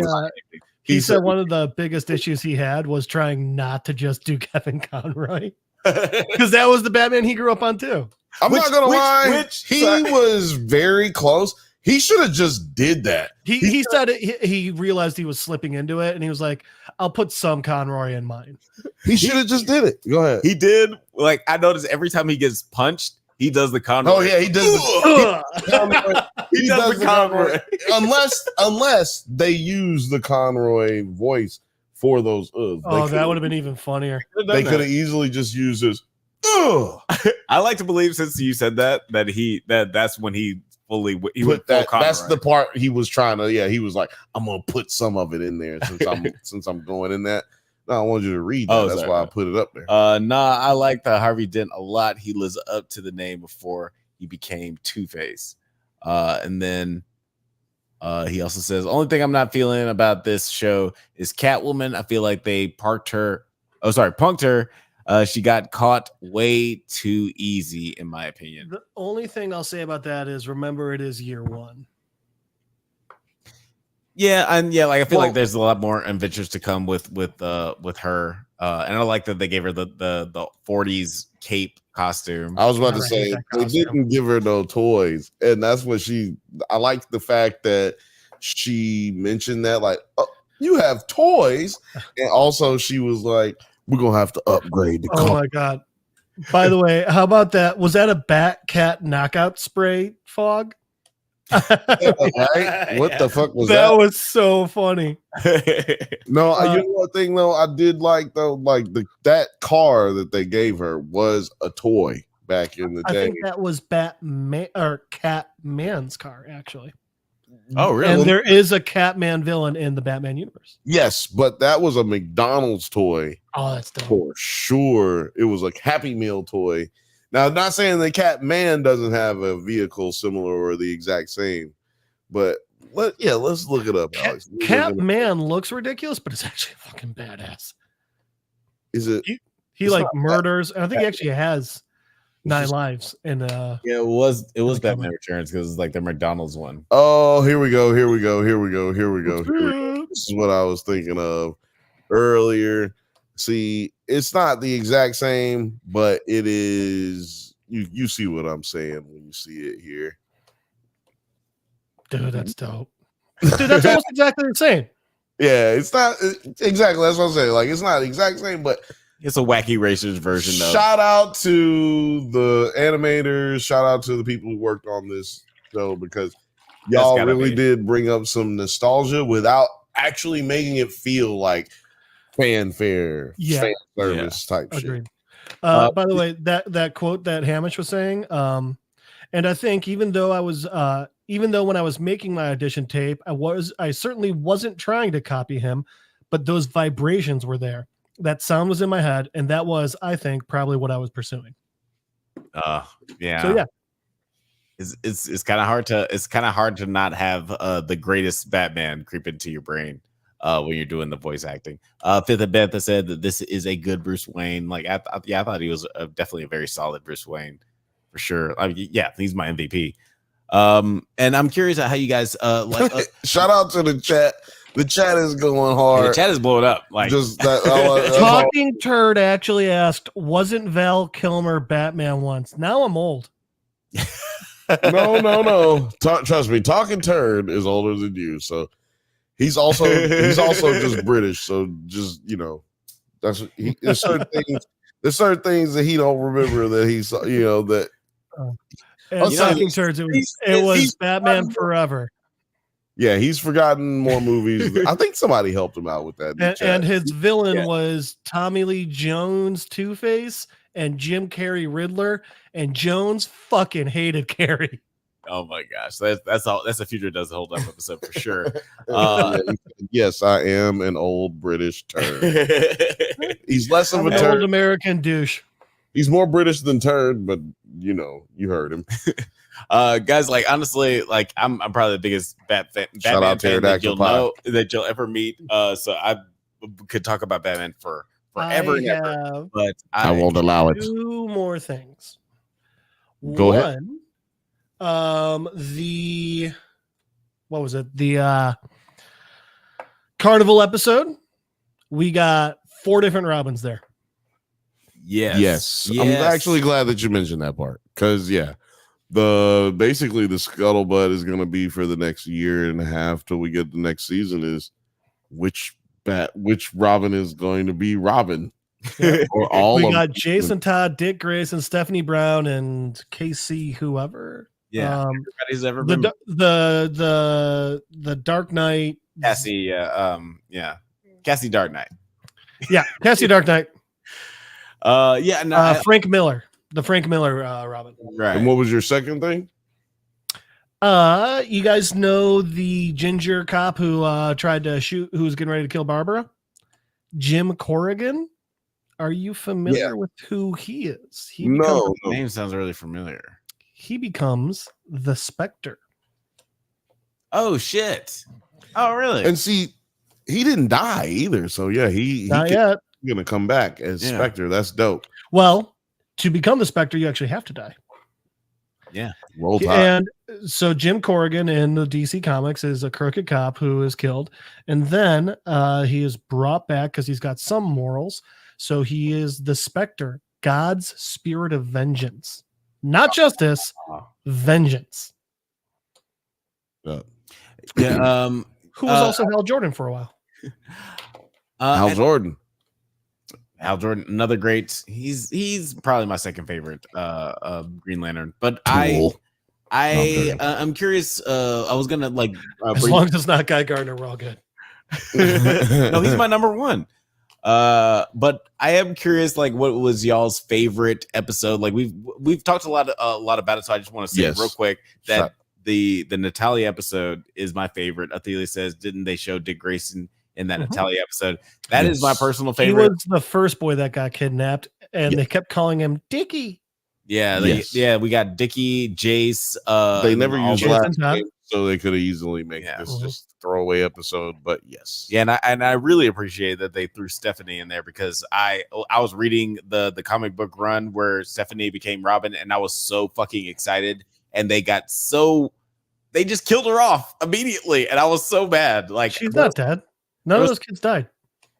Well, no, I'm talking about the comics. Like, oh yeah, fuck that bitch. Yeah, like when she became Robin in the comics, like I was so mad the way that they treated her character in the comics. But I like this homage. I don't feel like any of these characters are going to end up being Robin. I think this is just like a nice like a wink and a nod to those characters. But I liked this story and just the emotionality of it and the ending. Like I actually like. Yeah, I straight up cried at the end of this episode where he picks up the girl and wraps her up in the sun, and Carrie is like contemplating why you would. You're a tool. Why you would try to save this person in this situation, and then it reminded me of this other episode where in Justice League where Batman has a the Ace episode. Yes, exactly. Yeah, the Ace episode where he has this like really touching moment with this child. It just shows how much Bruce is just still very much a tortured child in a grown man's body, and how he has this empathy for kids, especially kids who are fucked up and dealing with their own trauma. So I really love this moment where he's just ultimately a protector, which is where Batman is at his best, and two, where he just like is always on the side of children. Like, so all that in that moment really gave me the feels. I'm gonna find the comic and recommend that you read it. There's one where so DC, like a lot of comics, there has to be a fight scene, you know, because it's a comic book. Well, there was one, I forget who the writer was, but it's an amazing one where they get the fight out literally like the first 2 pages, and it's like, oh, we won, because the entire point of the book is a bunch of Make-A-Wish kids get to go to the Justice League Watchtower, and they get to spend time with the Justice League, and they have a scavenger hunt up there, and only one kid wins, because the hardest thing to get on the scavenger hunt is to get Batman to smile. And we just see one kid whisper a joke into Batman's ear, and then it's just the kid backs up, and then it's just a panel of Batman. And there's just one panel of Batman going, huh. And that's it. That's great. Right? Amazing. That's great writing, because it just makes you wonder what the joke is. Exactly. Right. But yeah, like, do you guys have a favorite episode? Bill, do you have a favorite episode of this? The Clayface episode. We didn't talk about it, but Clayface. I love what they do with Clayface, because Clayface was an actor. Oh, sorry. All kinds of buttons are happening. Going sound effects crazy. I'm gonna just do it right now.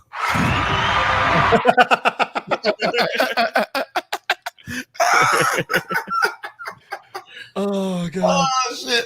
But you want... pressing things. Just all of them at once. We just lost so many viewers. Oh yeah, but no, man, the Clayface episode was the dopest to me because Clayface's whole story was changed, and at the same time, he was still an actor. We could have did anything with him. He still stayed an actor, and we kept within that storyline, and it actually cohesively made more sense than the original version. Yeah. So my question to y'all is, before we move on, and I do want to move on, but my question to y'all is, does it? No, my question to y'all is, does it? No, I'm joking. No, but my question to y'all is, out of the people who died, the villains that died, do y'all think we're gonna get those back? Like, it's a comic book, it's Batman, people die all the time. Do you think we'll get any of them back? I do. It's hard to say because on the one hand they do a good job of like leaking. Yeah, totally. They do a great job of the shit doo-doo. They do a great job of filtering in these fantastical moments, like we get the ghost episode, which is great, written by Mark Bernard, one of my favorite. Mark Bernard wrote that? Yeah. Shout out to Mark Bernard looking at us all weird that one time. Yeah, we had very weird eye contact with Mark Bernard. Definitely looked at us so weird. Shout out to you, Mark. He's like, hey, there's black people here. There's never any black people in this. What is going on? Like one of us. But I did He like almost stopped to rescue us and shit. I did like that episode where it wasn't like a Scooby-Doo thing where they were just like, this is the practical reasoning behind this. It was just like, no, this is a real ghost situation. Yes. And which of course Batman deals with that kind of shit in his everyday life all the time. Not yet. I like how when it got to the point where like, hey, this is what it is, he just accepted it. He was like, you know what? Maybe this is a ghost. Right? You know what, Pennyworth? Maybe you was right. Let's just go on the fact that you was right. And also, I like how in that moment, in that episode, he gets freezer burn in that episode, and he puts his hand in. He tells Alfred like, "Hey, yo, this got to be at the right temperature for me." Right. I am not losing a hand this early in my career. But to like your point way earlier, Jeff, about how he was treating Alfred, I liked how Alfred never really sat back and took no bullshit either. That was a good part. I'll give you that. Yeah. Also, real quick, we got another cameo in that episode. The guy who helped him out, gave him the spell and everything. That's Papa Midnight from Constantine. Papa Midnight, yes. I was so excited to see Papa Midnight. And you know what? We never get Constantine stuff unless it's Batman these days. Go ahead. Well, I'm hoping we get more. I love Constantine. Well, we got Keanu coming back. But anyway, also Bill, your favorite episode, the Clayface episode, they intentionally had Basil dressed as the Shadow, who was an inspiration for Batman. We said that as soon as we saw him, we both said the Shadow knows. That was on purpose, and the Shadow was one of the influences for what became Batman. Batman, yeah. Check out the Does It Hold Up Shadow? No, the Shadow episode we did with LaRon. LaRon is actually a huge fan of the radio show. Actually had recordings of the radio show, so please go check that out. That's fucking awesome. Oh, also, right before Trump got elected, there was an awesome 5-issue run of the Shadow. That was really good too. Oh, really? Mm-hmm. Yes. In the chat, we got Constantine and Sandman, and we will get her back in season 2. Awesome. And Jeff, like you didn't say what your favorite episode is. So the Harley Quinn episode. It was a Harley Quinn episode. Yeah, absolutely. It was so good. And the funny part is, when we went into the episode, I fucking hated it. I was like, serious? Tickle torture? We're doing tickle torture. Really? First of all, we did it with Huey. That's why I was like, yo, we just saw it with the boys. But and they pulled it out, and I ended up absolutely loving it. Phrasing. And I've got one last thing for us. Would you guys? I'm not even just going to ask. I'm just going to tell you. Top 3 episodes according to IMDb. The last episode, Savage Nite, 8.7. The second to last episode, The Killer Inside Me, 8.6. And the third top rated, The Night of the Hunters, episode 4 at an 8.0. That's the one with Firefly and Gordon. And Gordon and Bats kind of teaming up for the first time, which that was a good episode too.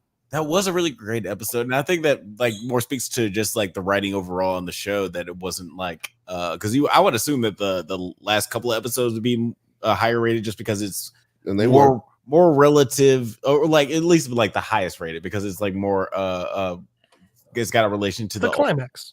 It's the climax, and also it has nostalgia to the older. Yeah, and it has nostalgia to the older source material. Yeah, the older source material, the older show. But yeah, weird thing. First time we've ever gotten Harvey Dent having the right side burned. Absolutely, yeah. Great catch. This is why you did not like this. You come to the Drunk Banthas podcast, you stupid bitch. You come here, hang out, get laughs, pee on yourself just a little bit, just enough to where you can go to the bathroom, change your clothes, like just hit a little dab with the toilet tissue, and then come back, sit down, and continue listening to us right here at the Drunk Banthas channel. Oh, and NerdsatNite channel as well. I'm gonna go to the restroom real quick, but I wanted to let you guys. I'm gonna let you guys. I want to bring up this You're question. A cheater. Everybody's got to go to the bathroom. No, I'm joking. Dude, do what I do. Wear a diaper. Come on, be a man. Yeah, come on, man. It may be a little early to talk about this, but this feels like it's going to be a lock for best animated series for the Drunkies next year. That's or at least a nomination. At least a nomination. I'm gonna let you go to the bathroom on that one. I'm curious. I will allow it. How do you guys feel this ranks up to other lock-in nominees, X-Men 97 and Invincible? Do you guys? I thought you were going to say hell yeah. Well, that after the season ends, if it's a nominee, maybe, you never know. Yeah, you know. But how do you guys feel about it as it holds up to those other two shows? So just shows, right? Animated shows, not movies. Yeah, just Invincible and X-Men 97. How does it hold up to those two shows? Damn, they're like 3 completely different shows, right? And which is funny because they're all superheroes, but it feels like completely different genres of superheroes. Exactly. Like, I mean, they are completely different genres of superheroes. As a matter of fact, they all belong to different comic book companies. Image, Marvel, and DC. That's right. Yeah. So, I haven't had enough time to sit with it yet. I've already watched X-Men twice, right? I watched Invincible twice already, mostly because they had a crazy hiatus that separated the season. That was the dumbest shit Pissed off the entire fan base. But I think that's why we got this entire series at once. I think that's the reason they did Fallout the same way. Is like, look, we tried splitting it up like some kind of traditional television bullshit. Let's just put it out.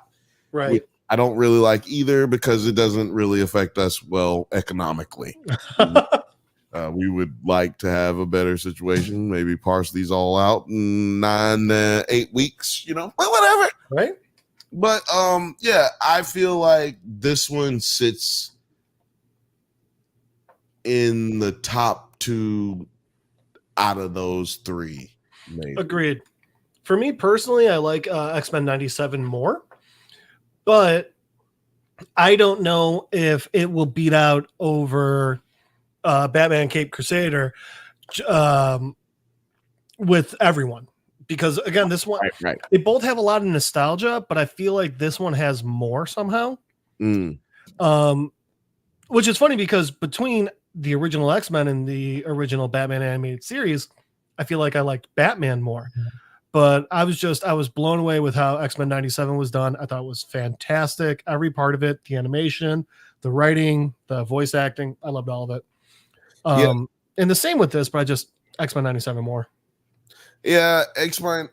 I think I like X-Men 97 more, but I think that people in my opinion, people might be able to gravitate towards this a little bit more, even though they did some gender reversals and all that stuff.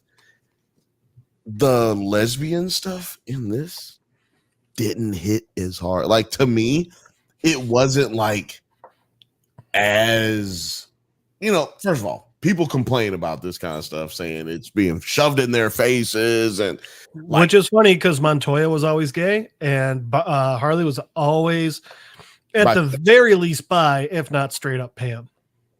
Which is why I am bringing up how it's effortlessly done in this one, and it's done the right way. So I'll just little tidbit here. I don't know. I think they could have used some strap-on.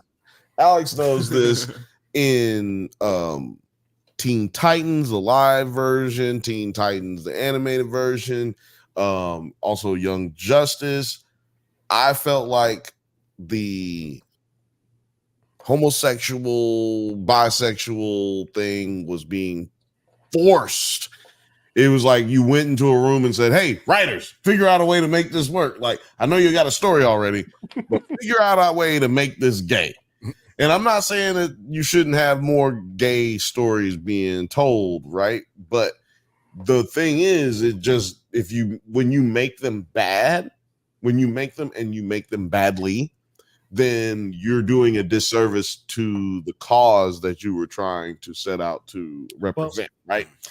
Delius has a comment pretty much similar to that. It was kind of there and it's gone. Let gay people have a happy, functional relationship on screen without tragedy. And then talking turd right after that, I always thought V for Vendetta was gay reading between the lines, which is interesting because that one, you'll remember we got, who was the guys? Not the guys.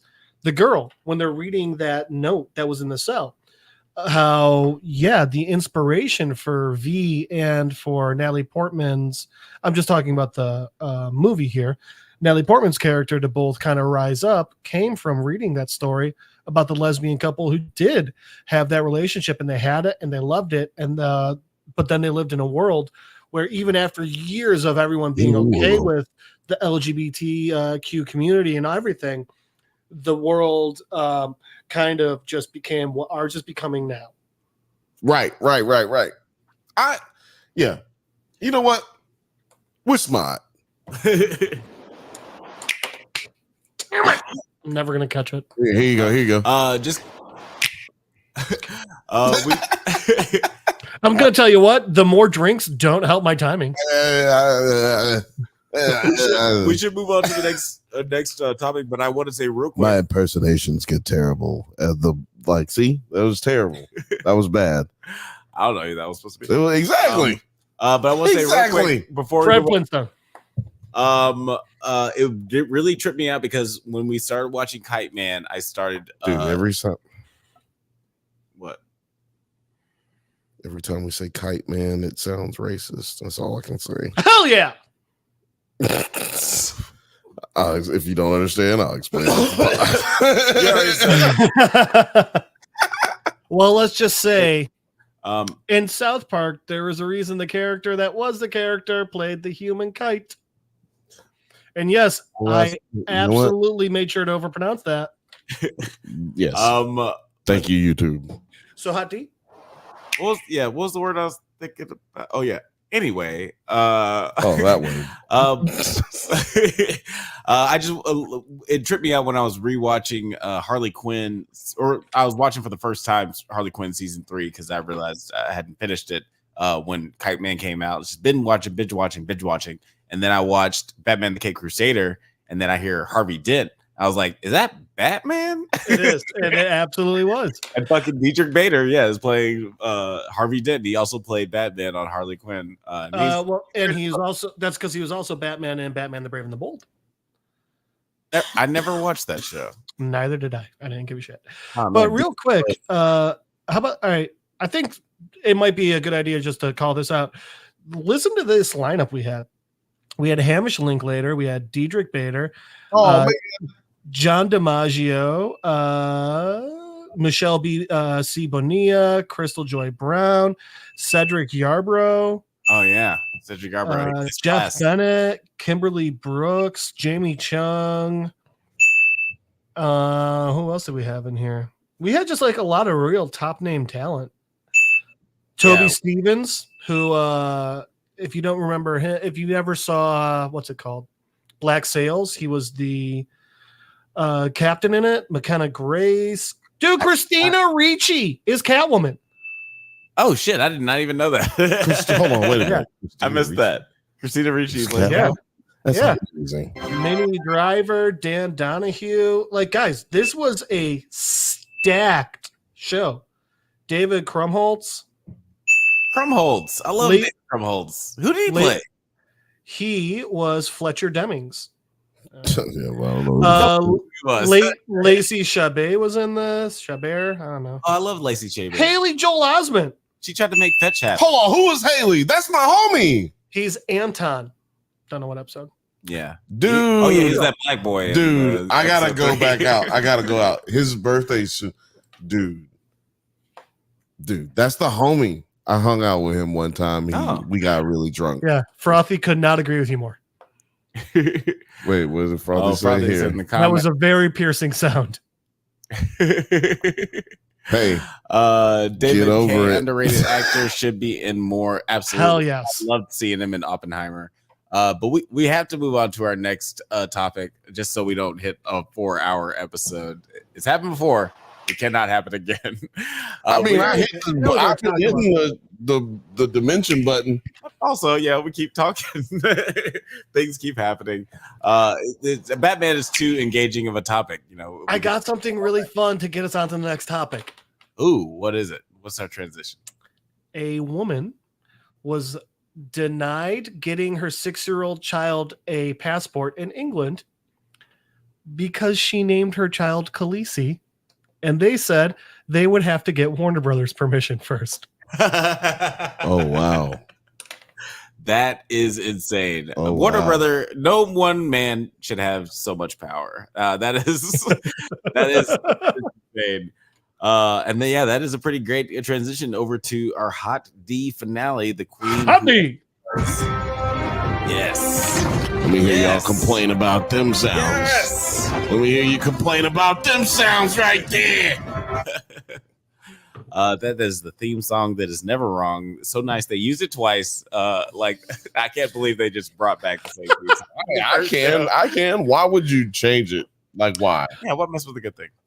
Agreed. But I feel like most shows would have. And that's why those are canceled.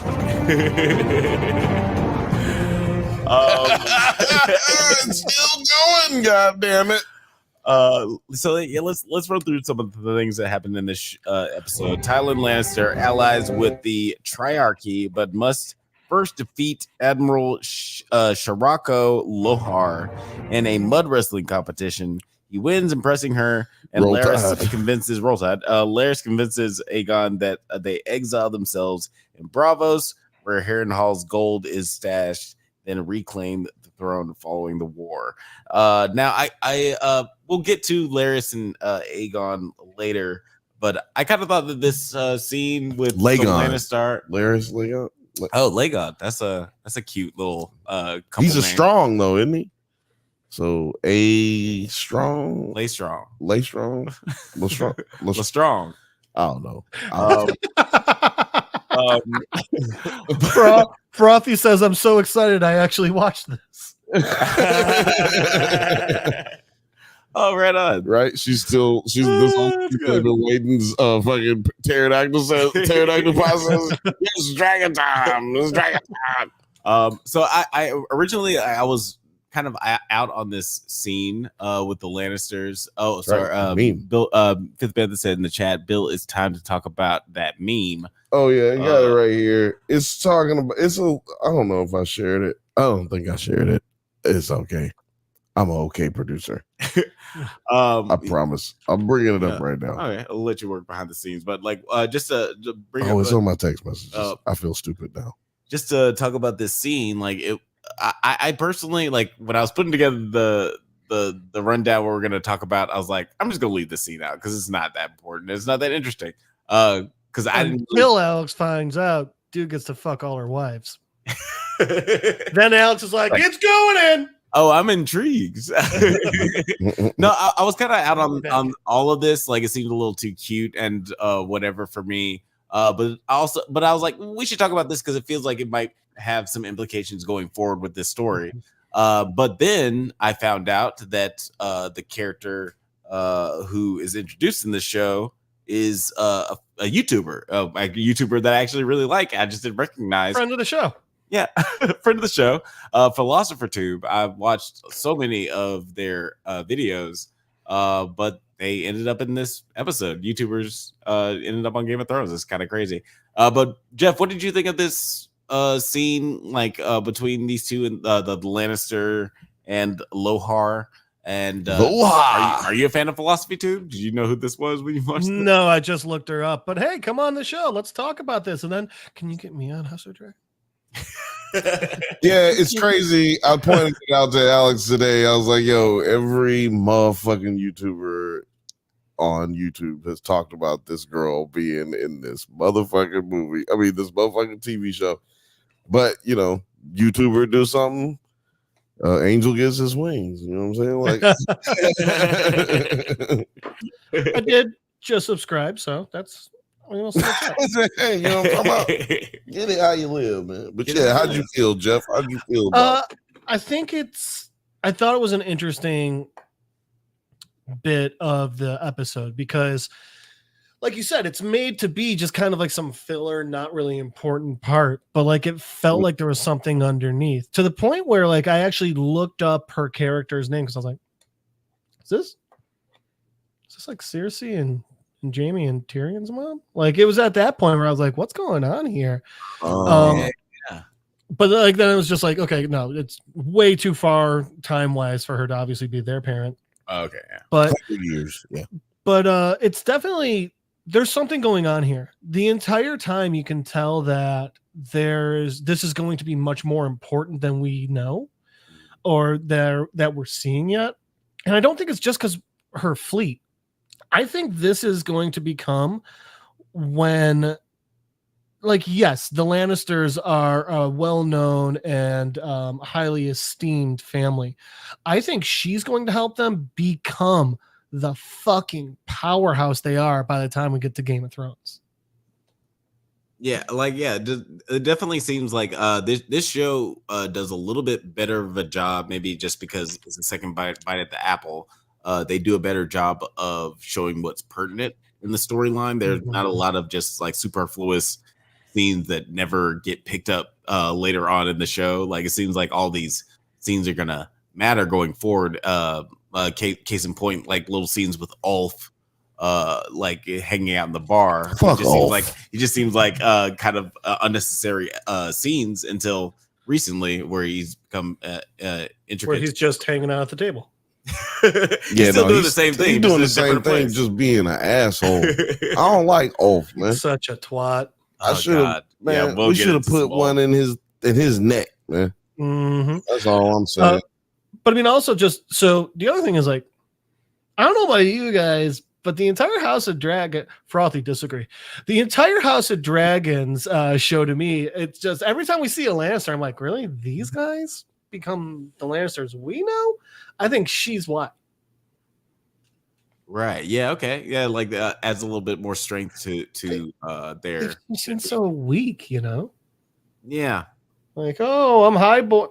You know who it was? It reminded me of. It reminded me of old Hightower man from from Game of Thrones, where it's like, man, you don't got the power to hold on to your station. You just have your station, and right. But you still think you are that whole powerful man who's like, oh, you think that everyone's bowing down to you? You're a fucking joke. Yeah. It's a little Frothy pointed out. She says to see these two slug it out, only to find out that the lady got off on it. It made me highly uncomfortable. And she brings up the line that she says, "You are thin." I didn't feel uncomfortable by it. Jeff said he didn't feel uncomfortable either. Like I thought the shit where she said "you are thin," it was like a compliment a backhand compliment, right? She's like, "What kind of man are you, though?" Well, I think she was also like, "God, you're a weak little man." Right. Well, yes, but at the same time, she's looking at him like, "Can he give me some babies?" Not for me, obviously. That was also really like. So that's an interpretation of that request. Yeah, she's sizing him up really the whole time. Like, when we get to where we get to, you know what I mean? Like, we find out that she really wants him to, lay some pipe down. We got Ray and White Worm were into some freaky stuff, huh? Yeah, exactly. See, she's looking at it like, look, we don't got running water here. And I need to lay down some pipe. And yet things are still gonna get wet. Entendres. Sausage. And this will not be the last time we talk about sausage. Yes, unfortunately. Yeah, there's a unfortunate description of sausage later on. But later, out of anger, we see that Aemond lays waste to the sharp point with Vagar. Ray, who hoped to have more dragon riders would Ray, who hoped that dragon riders would deter conflict, unfortunately ends up declaring war. Now, what did you guys think of Sharp Point's also the closest land city to Dragonstone. So I kind of took that also as just like he was like when he ran away from the three dragons, he was like, "Oh, I'm gonna burn this down on my way," Like I didn't think it was like he planned it out. I thought it was more like while he's running like a bitch, he's like, "Hey, you go cough on there and kill everyone." Yeah, I can see running like a whole ass bitch. Because that's one of the favorite things for me to say on the podcast. Whole ass bitch. No, just bitch. It's a very plosive, rewarding. Yeah, word plosive. to say. Yeah. This did kind of feel like that. Remember that episode, the Treehouse of Horror episode of Simpsons, where the donut guy kicks the dog. The giant donut. Was it the donut guy? The guy who's holding the donut, like Fat Boys or Happy Boys or some shit like that. It's here in LA. Yeah. But go ahead. Yeah, he couldn't do what he wanted to do.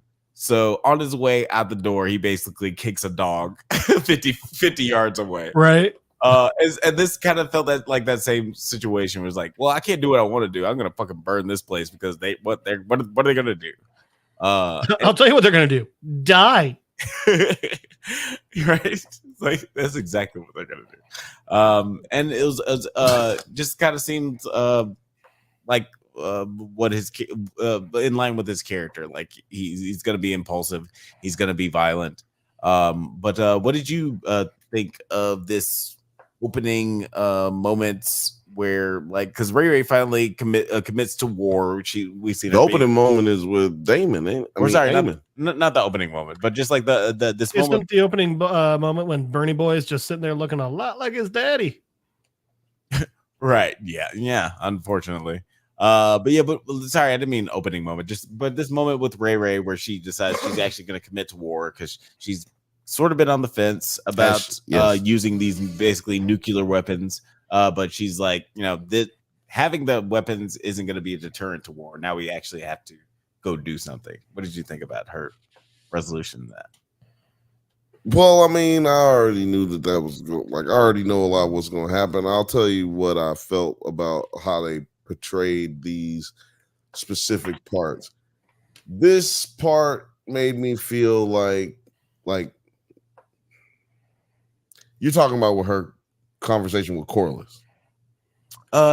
Specifically because you jumping around with that part, but you bitch. I'm just saying it's a little out of order. But what I will say is Corliss is trying to inform her that, like, yo, this is the time to jump on it right now, right? Like, we got to go out here and we got to get it. We are in a situation where we can be in an advantage, and clearly Aemon is panicking at this point, right? He's looking at it like, yo, he's young, he's not experienced. He's gonna see all this stuff as a failure. He's gonna get agitated. He's gonna make a wrong move. You know what I'm saying? Like that's what we need to focus on. We need to just get at it. Yeah. Right. And then we see that in the opening scene where he is like burned down this city. Now, I thought it was odd for them to start that way, where it's just burning and he's just standing there looking at it. Yeah. But I feel like, and they feel like, I feel like they feel like the audience is intelligent enough to understand what's going on. I don't have to show you all this stuff. But I also feel like that was a budget decision. Oh, 100%. You know what I'm saying? Like we could have opened up with him burning a couple of towers and then, or just one opening scene where just fire and then he's just sitting over there looking. So yeah. But yeah, other than that, yeah, I felt like, you know, she's got to have conversations with him, right? He's the hand. Yeah. Yep. And we have seen a couple of moments where, by the way, for people who are listening. We've seen a couple of moments in the season where it's half budget, half artsy, where like we cut the big action sequence and we just see a bunch of dead people in a field. It's very emotionally evocative, but also very costly effective. So they've been doing it. I think it hits harder, to be honest. I think you're right when you say it's emotionally evocative. I think that is exactly what it is. It has more of a sense. Yes, Game of Thrones is great because we do get these dope battles where we just, I mean, hey, as bloody as you can fucking make it, but not everything has to be. And sometimes that desensitizes you to other things. So doing that in the beginning of an episode that's a gamble that if you don't have to do it, why would you, you know? They've been using, like, obviously they've garnered a lot of goodwill from fanfare from Game of Thrones. So. I don't trust them motherfuckers at all. So.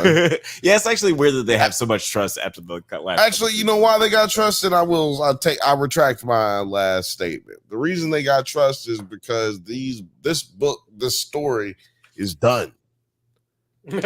Yeah, it's actually written. Yeah. So, and that's when Game of Thrones started getting bad. Like the closer they got to where they didn't know what was going to happen from where they were going, like then the worse the show got. And I don't think it's like when an anime needs to starts outwriting the manga, and it's like, fuck, throw together a filler season. And it's like no one cares about the bounce, man.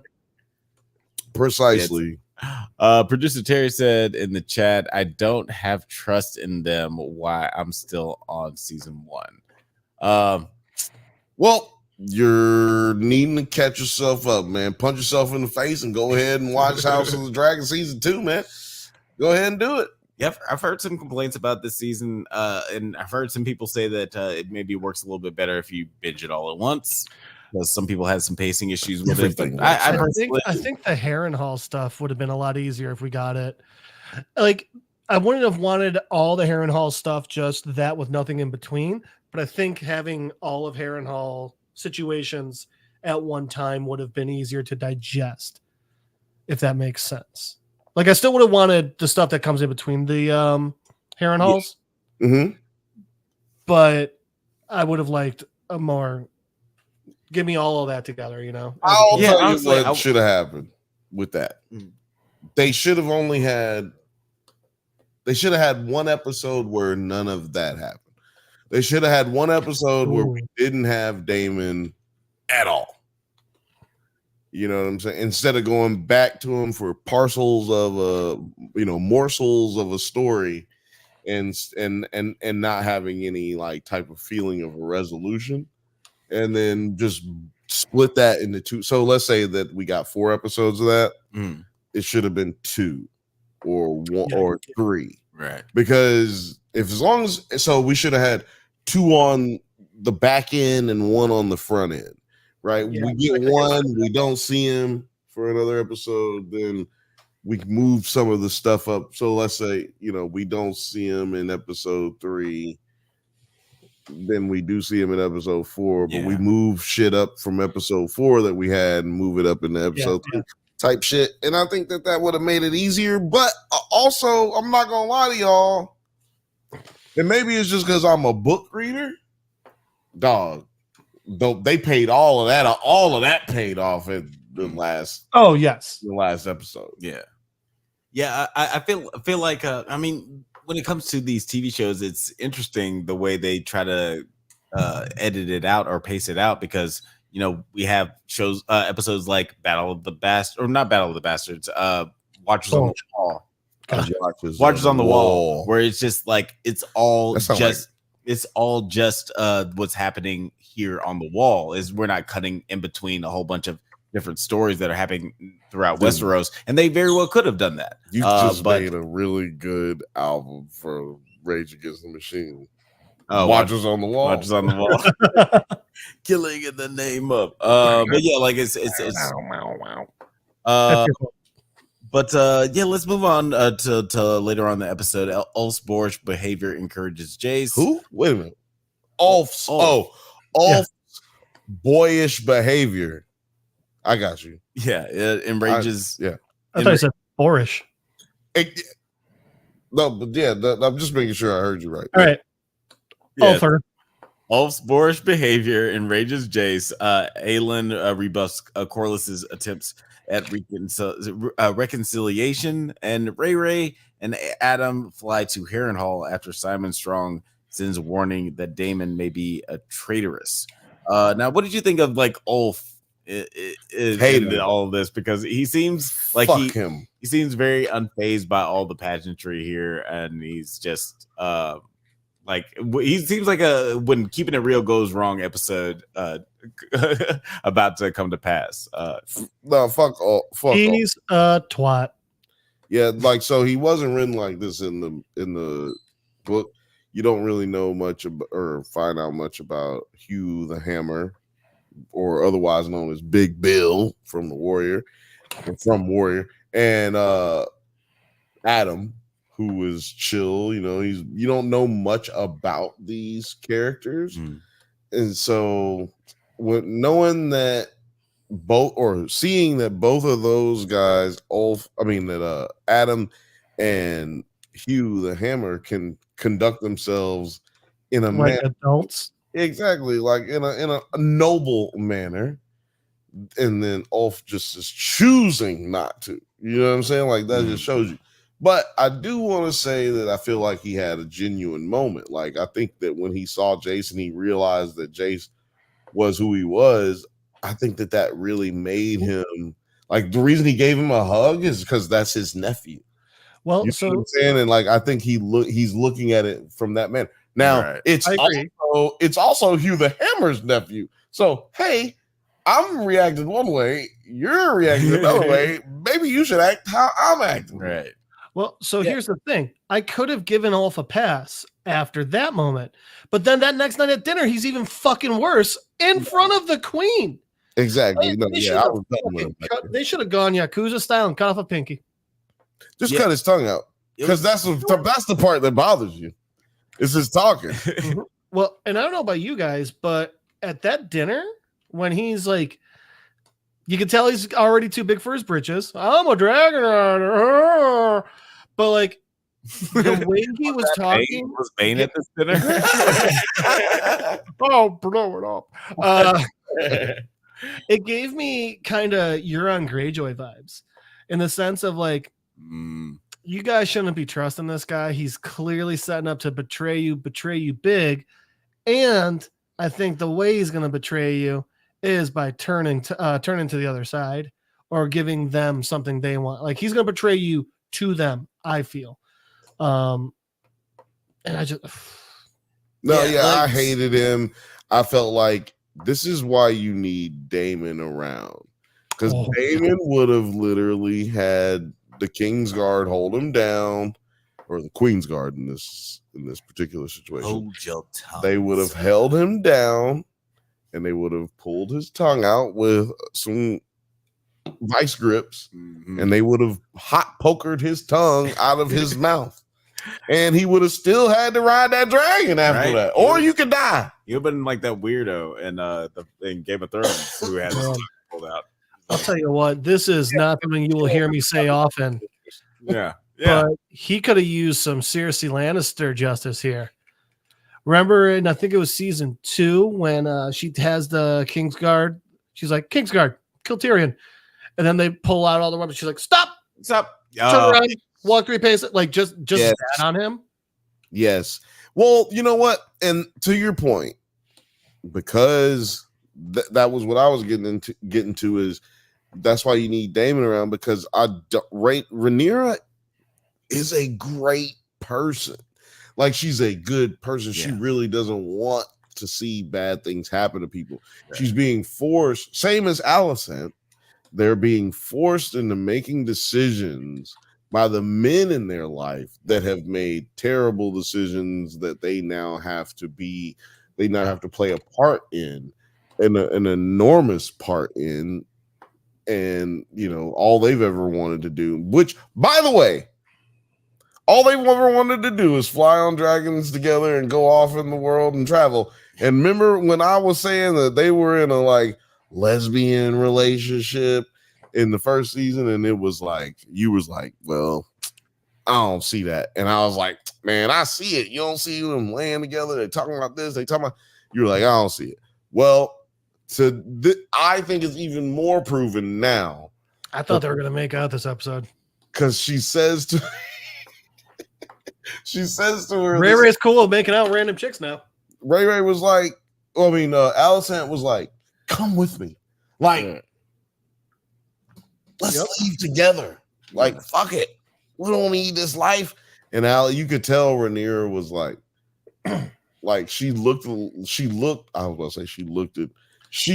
like a person who is like, I have been hurt. I've asked you to do the same thing before, but now you're coming back asking me like, bitch, what you want me to do with that? I asked you that. I asked you that when we were 16, bitch. Like, you right. Then you married and fucked my daddy. Like, that's how did we work this out? Right. And even just like I guess would be like maybe 10 months ago, she came to her in the same way, like where she broke into King's Landing to appeal to her nature, and she was just like, nah, man, too much shit has happened. We can't reverse what's happening. But now the shit's got to be different. Now that you come to her. Yeah, Ray Ray's definitely sitting there like, yeah, certainly less shit has happened than the last time we made this offer. Right. Right. But we've lost less children than we did last time. I read a book series a long time ago where like these tribes had a peace leader and a war leader. Ray Ray's definitely the peace leader. Yeah. Daemon's the war leader. Yeah. Yes. And that's kind of what I was saying is that they work or they would work better together than they would apart. But it was in the beginning of the season, it was, we forget.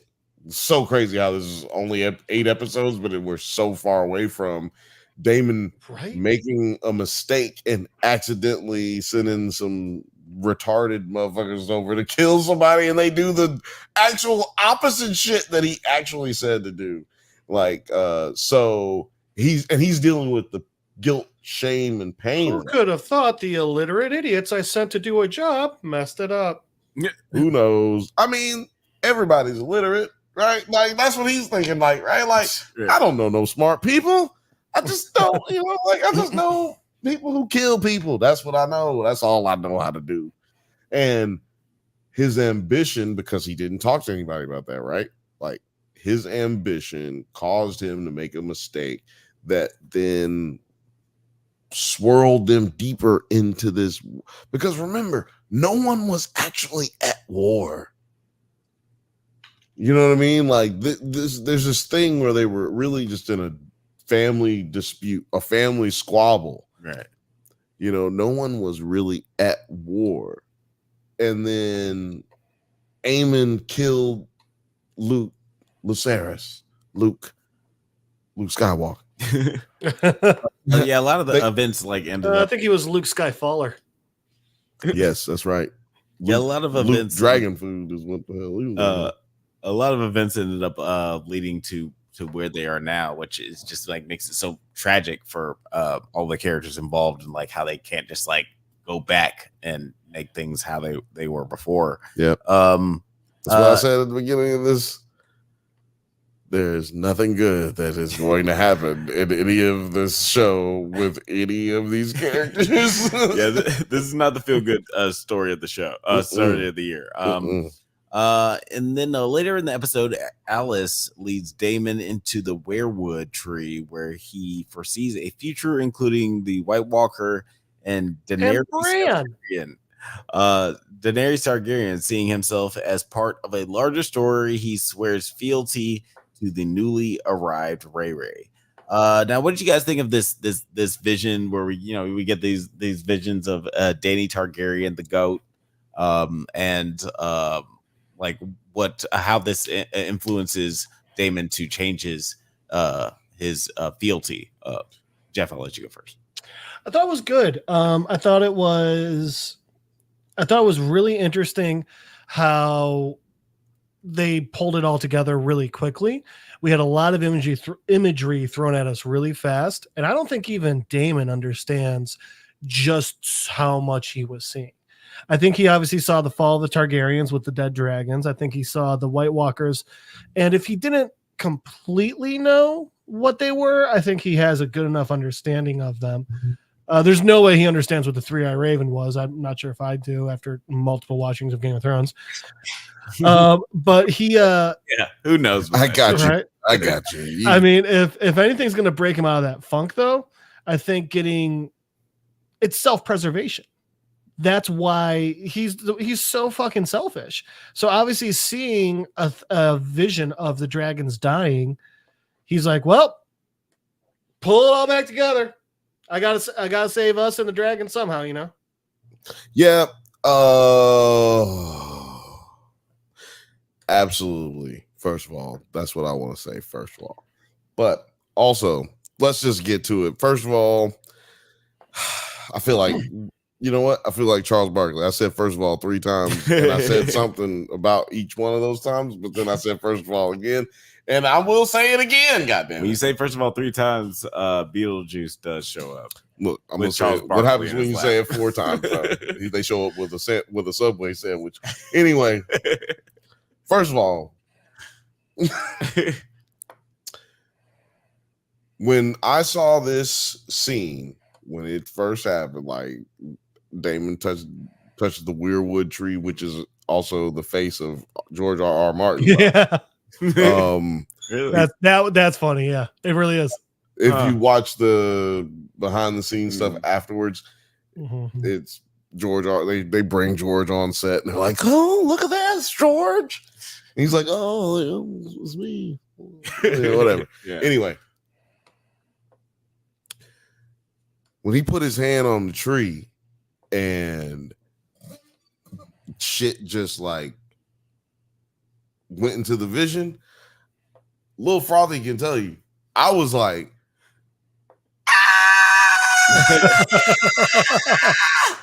like I was like, because I could not believe what they were showing y'all. They just fucking spoiled so much shit. Like, if you're a book reader, man, they just ruined so much shit for people who aren't book readers, and you don't even know it. You have no idea. So that was so dope to me. And one of the things that I will talk about that's not spoilery, because like Jeff mentioned, we got to see some stuff that's clearly from the Song of Ice and Fire, but it was like, where does this, like, why is this happening? Like, what are we seeing? When are we seeing it? And one of the things is the Three-Eyed Raven, right? We get to see this young Targaryen looking dude with a birthmark on his face. Which the Three-Eyed Raven, it almost looked like he was flying out of Winterfell because it was a dark castle that he appeared in. Right. So there's a lot of... So Brendan Rivers, that is the name of the three-eyed raven that we see in Game of Thrones, a television show. His name's never said, but he is a Targaryen who was a bastard, as you just said, but he was legitimized by his father, who was the king, before he died. Before his father died, he made him a legitimate heir. So he was supposed to be king because a bunch of people, you know how it is in this show. I mean, in this story, people die, especially heirs to the throne, and then it goes Special bastard heirs. Now, just not just try to spoil anything because they're clearly going to use this guy coming up in the Dunk and Egg series and all the other shit because that's when he lived, is during the Dunk and Egg time period. But Aegon, who was at the blind guy in Game of Thrones, who was at the wall, that's his brother, Brendan Rivers. It's his stepbrother, but it's his brother. Oh, really? Brendan Rivers gets sent to the wall years and years and years before, when Aegon is still. He was like, I'm just gonna keep walking. Right. Well, that's kind of what happened. Like, what happened is the magic of the walls drew him towards, something was calling much like something was calling to Jon Snow, and much like things called to other people who took on the black. And so, long story short, Rivers goes out to he was a ward. What do you call it? Is a ward? Yeah, I think it's a ward. Yeah, he was a ward. They can take over animals and dull-witted children. Bam. There you go. You paraphrase the hell out of it for me, so I don't even have to do it. And so, and we gotta quit hitting this damn squeaky ass shit. But anyway, because that was bothering me. But anyway, by the way, pterodactyl pie. That's a good quote. I like that. Episode 7 was Bastard Buffet. But that is accurate. But yeah, right?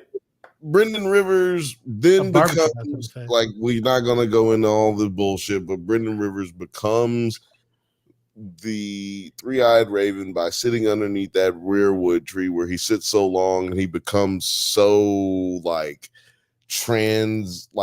a trance that with the future and the past and the present, that he then sits there and the roots grow within it. Right. Now, like I said, I'm not trying to it was really hard for me to say that because I'm trying not to spoil anything that happens within that story, because we do have the Dunk and Egg story that's coming, and Aegon, the one we see at the wall in Game of Thrones, will be in that series with Duncan. Crazy fucking show, crazy storyline, but we see all of this in milliseconds, right? Like, we're seeing this in frames. So it was just blowing my mind how much we were getting to see. We see Daenerys, we see the blood meteor flying through, signifying that dragons were born into the world. But I don't think we see everything. Like, we're just seeing little shards of what Damon is seeing. I think Damon sees it all happen. He sees every bloodline, every birth, which is why he dedicates himself to Rhaenyra. Not because I think he had already lost his ego at that point. Oh, I thought you were saying his mind. Oh, yeah, that too. But I think he had already lost his ego at that point, and that's why he was able to. Night talking turd. Say that again. Talking turd's taking bed by the time. Oh yeah, Talking Turd says gotta go, but to bed before I turn into a pumpkin. Been a blast. Been a blast, gang. See you next time. Take care, everyone. Take care, man. Hopefully, homie. Thursday. Hopefully, see you Thursday. Producer T said in the chat they better cast somebody tall for Sir Duncan. They have. You can look it up right now. They already got the Peter Dinklage. But anyway, you're pulling a Robert Downey Jr. It's like, you love the first. fuck. Tom Cruise. It's Tom Cruise as Duncan the Tall. Anyway, but yeah, last thing I'll just basically say about like I was saying, to wrap that up, is that like I said, I think that he's seeing everything. We're just seeing shards of what he saw, but I think he's seen it all, which is why he's so willing to give himself to Rhaenyra, because he's like, no, you was right. Yo, daddy was right. My brother was right. We should make you the queen. You're who's supposed to be on the throne, because for everything to play out the way it's going to play out throughout history, you have to be on this throne. Like, you are a part of this story, like Helena says, which I'm hoping I'm doing a good segue toss over to you right now. Yeah. I was actually gonna bring up he's not the only person who had a vision in this episode, or at least a discussion of a double vision. Aemon demands that Helena fly Dreamfire into battle. She refuses. Look, good. I'm gonna.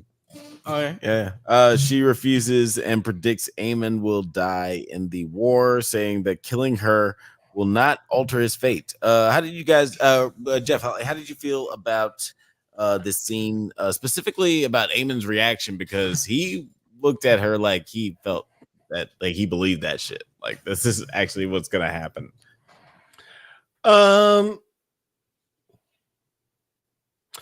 Sorry, spaced the F out. So first off, dude, it's long nights. So first off, I actually think that she had one of the best quotes that just describes all of Game of Thrones, when she just goes, I was happier before I was queen. I was like, yep, that's the show. That is the description of the show. Yeah. But I was interested. I've never been more interested in her. She's always just been kind of a weak character. Not like physically weak, although maybe, I don't know. More just like they didn't put a lot into her. She was just kind of there to barely move the story along. Mm-hmm. She definitely never passed a Bechdel test. She ain't no Harley Quinn. But at this point, she was finally like, oh, now you're acting like a fucking Targaryen. Maybe you don't got the swords and shit, but you got the words and you got the fucking mind. I think she really got into Aemon's head here. The questions I have are, one, does Aemon have more power as a prince than she does as a queen? That scene where like he grabs her arm and he's just being a real prick. Like, couldn't she have just been like, Kingsguard, kill, let's go? But also, like, Aemon's gonna try and fuck her, right? He's gonna try and be like, you're my wife now, sister, and then be like, all right, let's make web-toed babies. I mean, maybe that is kind of what this show does sometimes. They start fucking, it was gross. Like, that's kind of, you were rolling around in that mud. That one gross. That was not gross. That was just poorly choreographed. But all of that to come back to the thesis of, this was the most badass she's ever been. She cut him deep with just her fucking words. For sure. Yeah, like she just kind of put him in his place. Like, he's definitely one of the more violent and unpredictable characters on the show, but this was kind of a scene where she put him in his place and was like, hey, no matter what you do to me, your fate is already sealed. And I think he has enough wisdom to know that she's not just like saying bullshit. Like, she knows that sometimes the shit that she predicts actually comes true. So he has a reason. But he's got too much arrogance to back down. He's back down to a certain extent, because he didn't like throw her off the balcony or anything like that. But I mean, like, what she's saying is like, dude, just give it up. He's like, right, yeah. But he's still gonna keep doing what he's doing. That dog gonna hunt, as they say. Producer T, safe flight, brother. Enjoy your better home. Yes. Have a safe trip to Tokyo. Producer T. Pterodactyl said in the chat, it's hard to tell whether they have or haven't already. He's talking about the fucking. He's talking about sex. Little they Frothy had said, sex. It was gross. Like, I heard it. I thought he was gonna push her off the balcony. Yeah. All right, well, let me go ahead and get this shit, man. Let me get in here, man. Let me jump in here, man. Go for it. First of all, Jeff, you're absolutely right. This is the first time she really showed that I am a Targaryen. Like, don't get it twisted. Like, I'm about that life. You know what I mean? She did tell him, like, how he was going to die, but she didn't tell him how he was going to die because she was mad at him. She told him how he was going to die because he's not heeded any of the warnings that have come before. And that's why she just stated it like it's a fact. Yeah, because so the first warning came when, and I can't remember her name, and I feel bad about it because no one who considers themselves a foremost expert on Game of Thrones and Blood and Fire, or Fire and Blood, they all consider themselves experts. None of them have said what it is that. None of them have mentioned. Try not to fucking spoil shit. Don't spoil. Look, none of them Go have outside, nerd. spoiled. Exactly. So look, what I'll say is there was no way she was getting ready to throw him off here. She has the ability to see everything that is happening. Old girl that was the pros that was holding him, the professional that was holding him and consoling him. She has a way bigger part in the book, which is, I don't know if they're going to use that, so that's why I don't want to say nothing. But she tells him, she warns him, hey, when princes get mad, it's the small folk who have to deal with the consequences. Yeah. And I think that episode's called Small Folk. Small folk, yeah. Yeah, it was. Well, So now Helena's basically fed up at this point. She warned him that he was gonna have to lose an eye. She warned Aegon and Aemon that the dance of the dragons would happen, that there would be green and the blacks fighting against each other. She told these people when there was gonna be another dragon rider because she saw the crickets and she said they stopped singing. And that's because the dragons were singing. We saw how Sea Smoke was just unrest. Like it was like, I gotta actually they're all female. So anyway, but she was like, oh, I smell my bitch. Right. Exactly. And we've seen Sheep Stealer, who is in the Vale, like running around. Accurate name. Yeah, very accurate name. Oh, right on the nose. Apt. And they, so we see Sheep Stealer out there, and Words are hard. These dragons need people. They need riders. Yeah, they do have blood bonds, and I think that this whole show is built. Are you saying they've all synced up? They have, well, some of them. And we'll have a rider for the cannibal, which that's going to be crazy with a dragon. But anyway, just not to get off topic. Helena is letting him know right now, like, yo, son, I know everything. And I know I know everything, which is why he doesn't really challenge her. He doesn't say, you're wrong. He doesn't say, hey, fuck you. Yeah. He doesn't say, come do what I want you to do anyway. He goes, that's treason that you're speaking of. Like, yeah, motherfucker, yeah, I know. Well, again, she's a fucking queen. Doesn't she have more power than a prince? But no, that's another thing I wanted to touch on. No female has more power than any man in this show. Yeah, which is really fucked up. Let's not get it twisted. Like, I think Ulf and Ray are on the same playing field. That's so crazy. This was on the feminist Newsweek's reading list. That's the thing. If they win, let's just say the blacks win this war, which I hate saying that. That's the first time we said this on this goddamn. Let's say Ray team, they win, right? Team Ray. Right. Then that means that Ulf could challenge her for her position as heir. He could challenge her right to the throne because technically he is if Damon is not there, then that's him who's next in line. Ray, cut out Ol's tongue, cut off his dick. You're good to go. And that's how I say. That's what I say. We do have to move on, but I do want to just say real quick, as far as all that goes, because it's interesting that everybody has all this paranoia around the lineage of the Targaryens, and there's always been this paranoia about like who is in line for the throne, who has the rightful heir to the throne, who has the rightful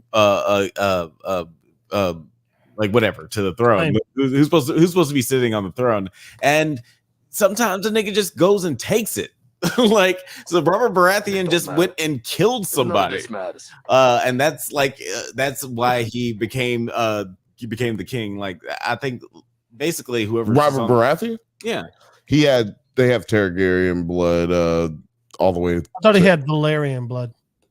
There's Targaryen blood all the way to Aegon the Conqueror. Targaryen, Valyrian, who gives a shit? I'm just saying. I'm just saying that was his. I'm just saying that there is a reason that Robert Baratheon was able to take the throne is because that they are very close cousins to the Targaryens. So therefore, they do have Targaryen blood, and they're not bastards. So they were able to say that he could take it. So if Ned Stark had tried to take it, for instance, nobody would have been cool with that. Just so you. But my point is, that the dude he wasn't in line.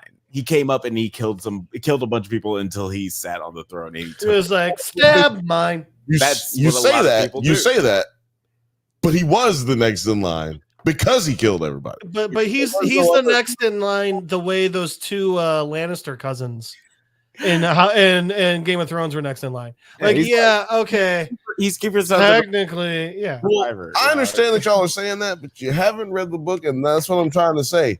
That's how succession goes in this book. People just die, or and like I said, these are retellings of retellings that are in the book. That's the appeal of the book, right? We don't really know what actually happened, and so you have a lot of people who die in battles or freak accidents, or like one fucking king died and they found him impaled by the throne itself. It's like, well, that didn't happen on accident. Right. Like, but they all just deemed it an accident and it was over with. Yeah. My point is that these things happen in this show. So it does seem sensational from the outside looking in, but once you've already read it and you know how many times this type of stuff happens, like repeating history type thing, it just goes to the point to proving the fact that the Song of Ice and Fire is absolutely right. There has to be a Targaryen on the throne, which is why Robert Baratheon it still made sense because he did have Targaryen blood, however thin it may be.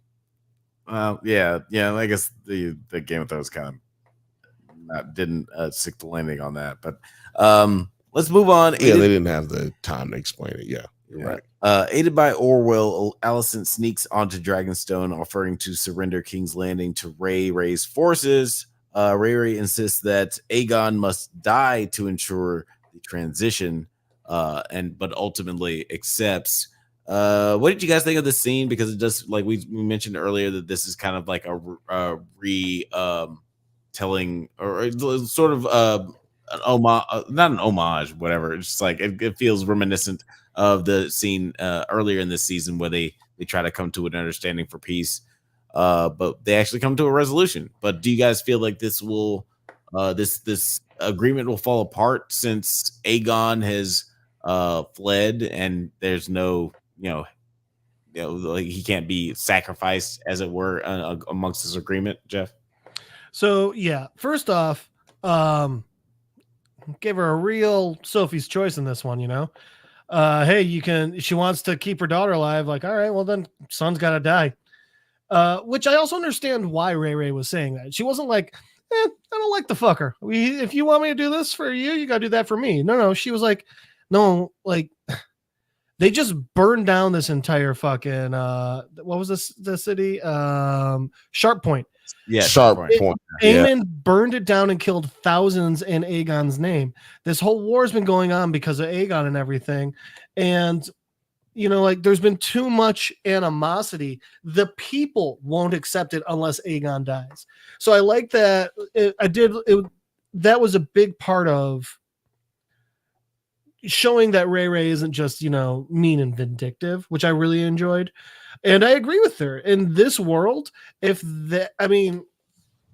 at the original Game of Thrones. They were terrified of Daenerys off on another country because they know she comes back, she's got a claim, she can take the throne. So I thought it was a good point. I don't know if I believed Allison when she's like, all right, yeah, you can kill my son. But yeah, I think this is going to be a big issue. The question that I have is it going to be a big issue because the small folk are going to be like, nah, can't transfer power if old king ain't dead? Or is it going to be an issue because it's going to be like, all right, Ray and her team take over, they're good, and then years down the line, Aegon comes back, and that's when there's a new war or another war or something like that. And then one thing I was wondering the entire time Alicent was there, how the fuck did she get there? Doesn't she got to fly there? She ain't got a dragon. So how'd actually, she get there so fast? let's pull it up where Westeros is. They're not that far. They're far enough she can't just take a carriage and get there in a night. No. And I don't think she got there in a night. I think that's one thing that that they don't do well enough to try to explain.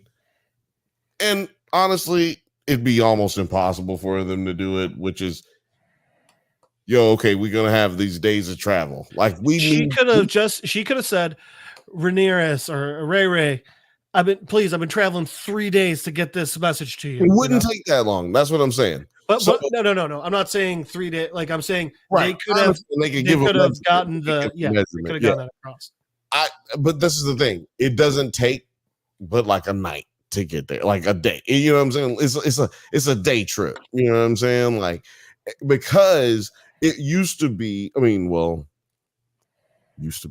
if you're thinking about it from the Game of Thrones, the TV show or the book, if you're thinking about it from that time period, it used to be the place where the prince, regent, or like the queen, whoever was going to be falling in line as the heir, that's your place. That's your hood. That's where you live. Dragonstone. Right? Oh, I guess it is a lot fucking closer than I thought. You see what I'm saying? I was gonna look it up, but y'all can look it up on your own. I got it on my phone. Yeah, it's way close. I mean, it's still a fucking island. She'd still have to at least boat it up. But that's why it's protected. That's why no one has attacked it. Right? It was because there was always at least 7 dragons there, and 3 of them were tamed. And so you were like, yo, I don't just want to run up on a place that's called Dragonstone and got dragons. You know what I'm saying? So that is it. And we do remember that she asked Maester Orwell for safe passage there. And we saw Rhaenyra do the exact same thing a few episodes back.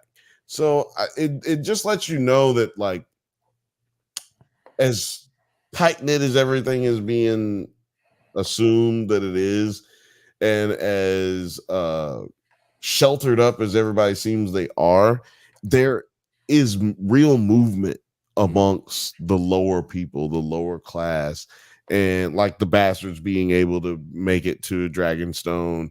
I mean, that many people making an exodus. That was like the Jews leaving fucking Pharaoh. You know what I'm saying? Like, there was a lot of fucking They had a much different reception when they got there. Yeah, it was different. It was different. Yeah, that wasn't the promised land they walked into. But for 3 of them, for 2 of them, it was. Actually, you look, if I found out how many dragons there are and there's 30 of us, I'm not participating. I'm gonna find some other way to contribute to the Queen's cause. Okay, like, first of all, only so many of us can make it. And what's gonna happen to the rest of us? Yeah. I'll tell you what, the first thing I would do is just try and like pick up something hot and be like, "Huh, it's not burning me. All right, maybe I got a shot." Maybe. Yeah, I'm very curious about the fireproofness of all the Targaryens. You better not you gotta have inbreed blood to do that. But at the end of this episode, we get our obligatory Sons of Anarchy style finale montage, where we get a whole lot of different scenes, wrapping up where everybody ends up at the end of the season. Invincible and we get montage. Yeah, And hey, Sons of Anarchy did it first. You're gonna need a montage. Maybe the Shield. The Shield, you think that they did it? I think the Shield did it first. Even Rocky had a montage. Yeah, I think that they. It was Kurt Sutter. He's still. I was gonna say he's both of them. Yeah, Is Kurt Sutter the Scott Stapp of television? Leave it in the comments. What do you guys think? Is Kurt Sutter the Scott Stapp of television? Do you know those two names? Do they mean a lot to you like they do to us? Put it in the comments, baby. Let's go. Tell you what, I look at one much more favorably. Hello. Yeah, actually, yeah. He loves Scott Stapp. Who doesn't? You beat me by a second. Then we get our Sons of Anarchy montage, and we see a brief glimpse of Otto in a cage, Just like that. Yeah, and that was real. Just like woo. Yeah, super quick. And then we also see soldiers from across Westeros preparing for war. Now, how did you guys feel about this season as a whole? You saw the Starks. Yeah, we got a little glimpse of the Starks as well. How did you guys feel about the season as a whole and like this finale specifically? Do you feel like it was a satisfying finale, or do you feel like a lot of people have been saying that this show is not? None of this matters. Is not very interesting, not as interesting as the first season. Is a little bit boring comparatively. Bill, what did you think? Go outside, nerd. Get out. Go. I ain't got time to be distracted by your I'll see you guys later. chime-ins. Always do it while he that was for the people who you was talking about. Like, I don't know. You felt like I don't know. Look, if you feel like this was a worse season than last season, Go outside, nerd. Get out. that's all I can say. Is if you feel like it's worse, because to me, that should be the only metric, right? Like, is it we liked last season, right? Mm. Oh, I fucked with it. Do you fuck with this season? Period. Mm. If you don't, then they have not done you a service, right? They've done you a disservice as a viewer. Right. But if you fucked with it as much as you did last season, or if it wasn't worse than last season, then man, this is on point. And as a person who's watched it from a point of view of like, this is what they're telling, like there was a book that had a story that told you what happened, but now we're going to take you back in a war type mindset. Like we're going to take you like a Brandon Stark or a Helena Targaryen, and we're going to put you in a situation where now you can see exactly what happened. To me, that is the beauty in this storytelling that's happening here. Jeff, what you think? Lil Frothy says it was a nice finales. Yeah, Jeff, what did you think? I thought this season was so much better than last season. I very much enjoyed it. I thought it was very well written. For this specific episode, I'm going to read exactly what I wrote at the end of the episode. Hey, HBO, fuck you for making us think we got a 90-minute episode at the end of the season and then making the last 15 fucking minutes credits and the inside the episode. Yeah, I thought the episode was way longer when I started it. Yeah. Like, that was a lot of not episode. Yeah, I thought there was a lot more episode that was going to happen. I'm not mad that it was what it was, but that was a real dick move, player too. I mean, dude, I forgot that it was even the last episode. I fucking was looking for the trailer. I was looking for like, what's happening in the next episode? What's happening? Why is it not in here? Why y'all slacking on the next episode? Why we got 30 minutes of goddamn behind the scenes? We don't got no goddamn next episode. Like, what's happening? You. So I forgot. I'm also a little worried that they're going to start next season. Like, just with like her sitting on the throne, just be like, yeah, okay. Flashback. No. There was a war, but she won and now it's okay. Now just Aegon is away with Littlefoot and we're just going to mystery. And it's like, I swear to God, if they started like that, I'm going to be pissed. I'm going to tell you right now, because I don't know how to spoil. I'm not going to I'm not that I don't want to. I'm not going to spoil anything for you, but I can say this, that your feelings about that, you can alleviate them. That is not. What I'm worried is that they're going to show the war through a series of flashbacks. No. That's not what's going to happen. So look, this is what was crazy to me. the way that this story is being told, there's the people who have issues with this was slow, this one drug out, it's your fault. You watched the first season, you loved it so much. Now they got to make it into 4 seasons instead of just doing 3 seasons like they intended. That worries me too. So now they got to stretch out a story Just that's do 3. a story that's really not that long. I'm just telling you, if you've read the book, this is a blip on the radar screen because it's a storybook of history. Right. Yeah. Like it seems like, you know, one of the things I like about these big TV shows like on HBO Max or Netflix that are adapted from books is they have enough time to really flesh out all those stories that are told in the books. It's like sometimes books don't translate as well into movies because it's hard to tell. Oh no, yeah, you know, a 500-page book into a 2-hour movie, unless it's Tom Clancy. Unless it's Tom Clancy. By the way, just gonna throw out there the Game of Thrones Avatar: The Last Airbender series, 7 books, and it's completely finished. Hello. That's faster than George R.R. Martin can work. Hello. Hello. Yeah. And that was while he was writing a steampunk novel and continuing to write a wizard book series that is going on its 18th book now. I forgot about that. You know what, guys? Just go ahead and if you're waiting on a George R.R. Martin book to come out, shoot yourself in the stomach. Come lay next to me. Because let me tell you something. He's too old to do anything. Yeah, it's coming out the same year the Detox is coming out. Bro, if this ends up becoming like the fucking girl with the dragon tattoo shit, I'm gonna be pissed. If you want to wait on the the George R.R. Martin, first of all, I'm not doing that anymore. It's just George Martin. Nigga, until you write another book, you're just George Martin. We're taking an R every year. Yeah, no, I can't. Pretty sure you're gonna be judging R.R. Martin. Like, we sound stupid doing that. Like, if no one else in life, if they made us say 2 R's, we would just do it. No, fuck that. J.R.R. Tolkien. Yeah, it's an author thing. I'm sure. The R.R. part, like 2 R's. We're gonna seriously keep taking R's. Pretty soon, he's just gonna be Judge Martin. Exactly. Like, I swear to God, we'll keep fucking taking him, man. It'll be G Money after a certain point. Like, I feel like I know this isn't true, but I feel like George Martin is the name of the guy who played Lamont's best friend on Sanford and Son. What?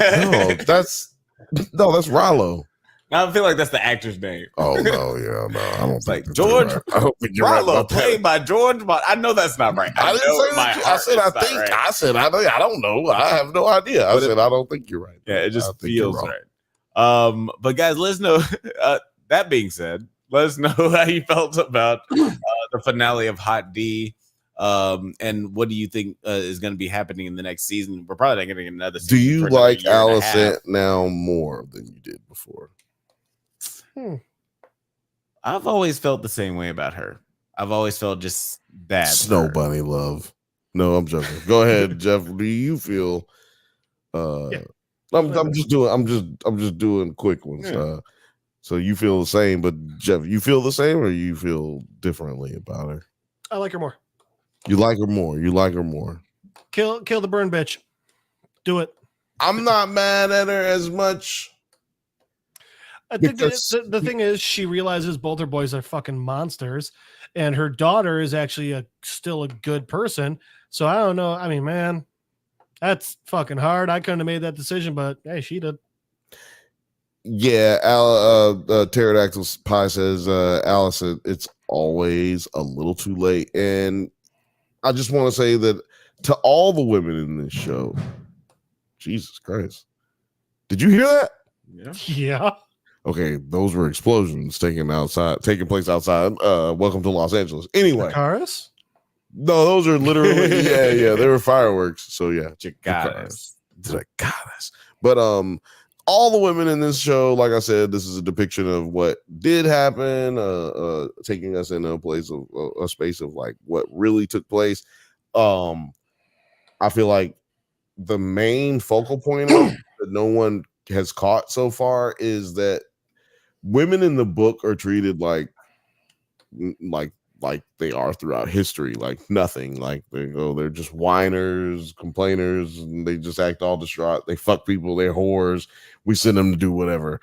You know, this series has shown that the women, like everything that hasn't happened before in the book, or that changed something that you didn't know how, it's been because women have been involved. When you have the White Worm being involved, she's talked about in the book, but like we see that she has a lot more involvement than we did before.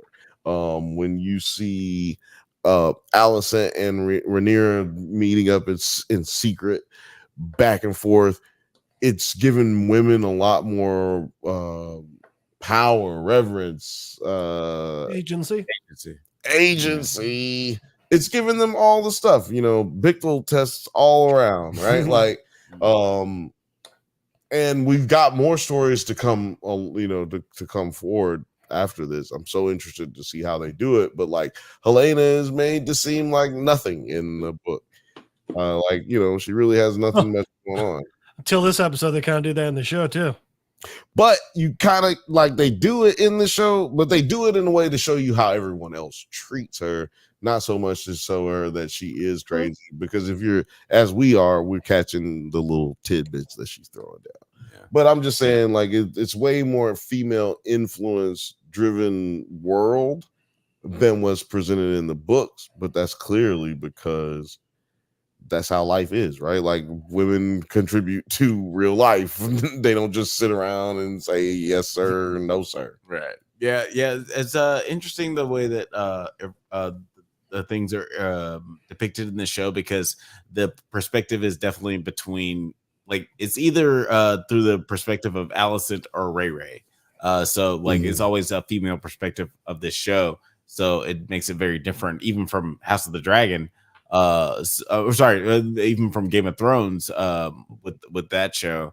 So it's been a very interesting journey throughout this series. I'm very excited to see what's going to happen in the next season, which probably won't happen till like maybe 2026.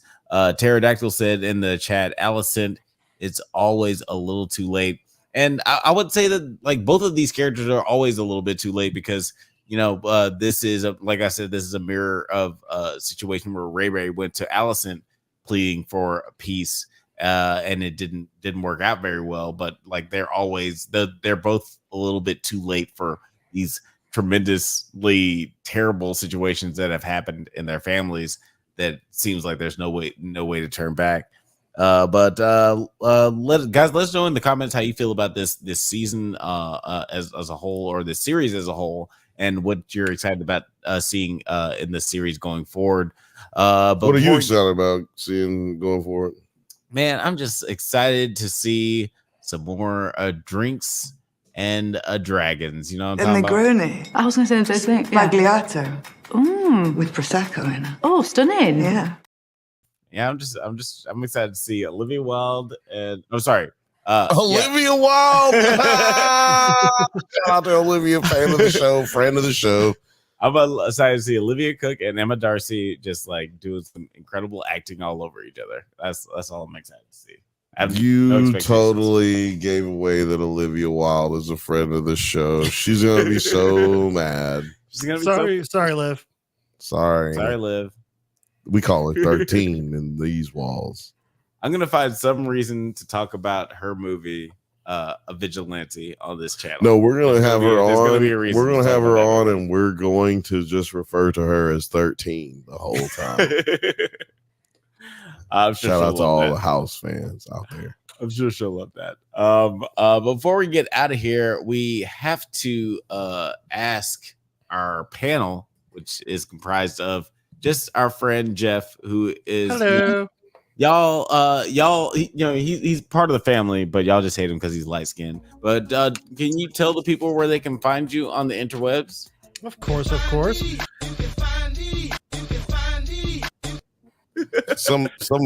whoever You can, always leaves last leaves it on loop. It's crazy. No, it just does that when you.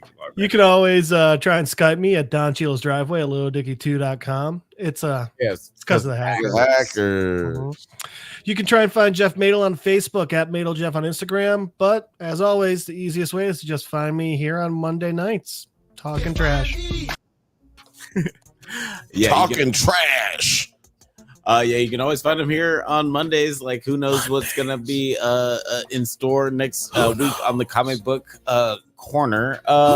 Bill, do you want to tell people where they can find you on the interwebs? You can find me. Yeah, I'll tell you. You can fucking find me. Oh, you didn't hit me with the button. I pressed the button, but it didn't do it. There you go.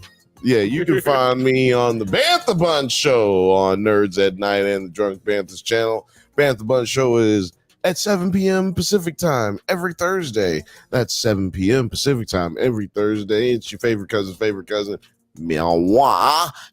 And we also may have marijuana and drink while we do it. But I cannot promise that it'll be mostly. I have to talk a lot, so there's very little smoking and drinking that gets done.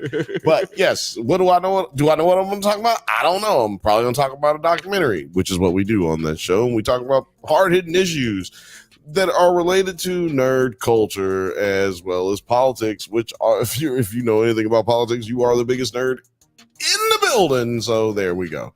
Yeah. So we'll probably be talking about more Trump shit. I doubt it, though. I don't know. I have a very small window for Trump.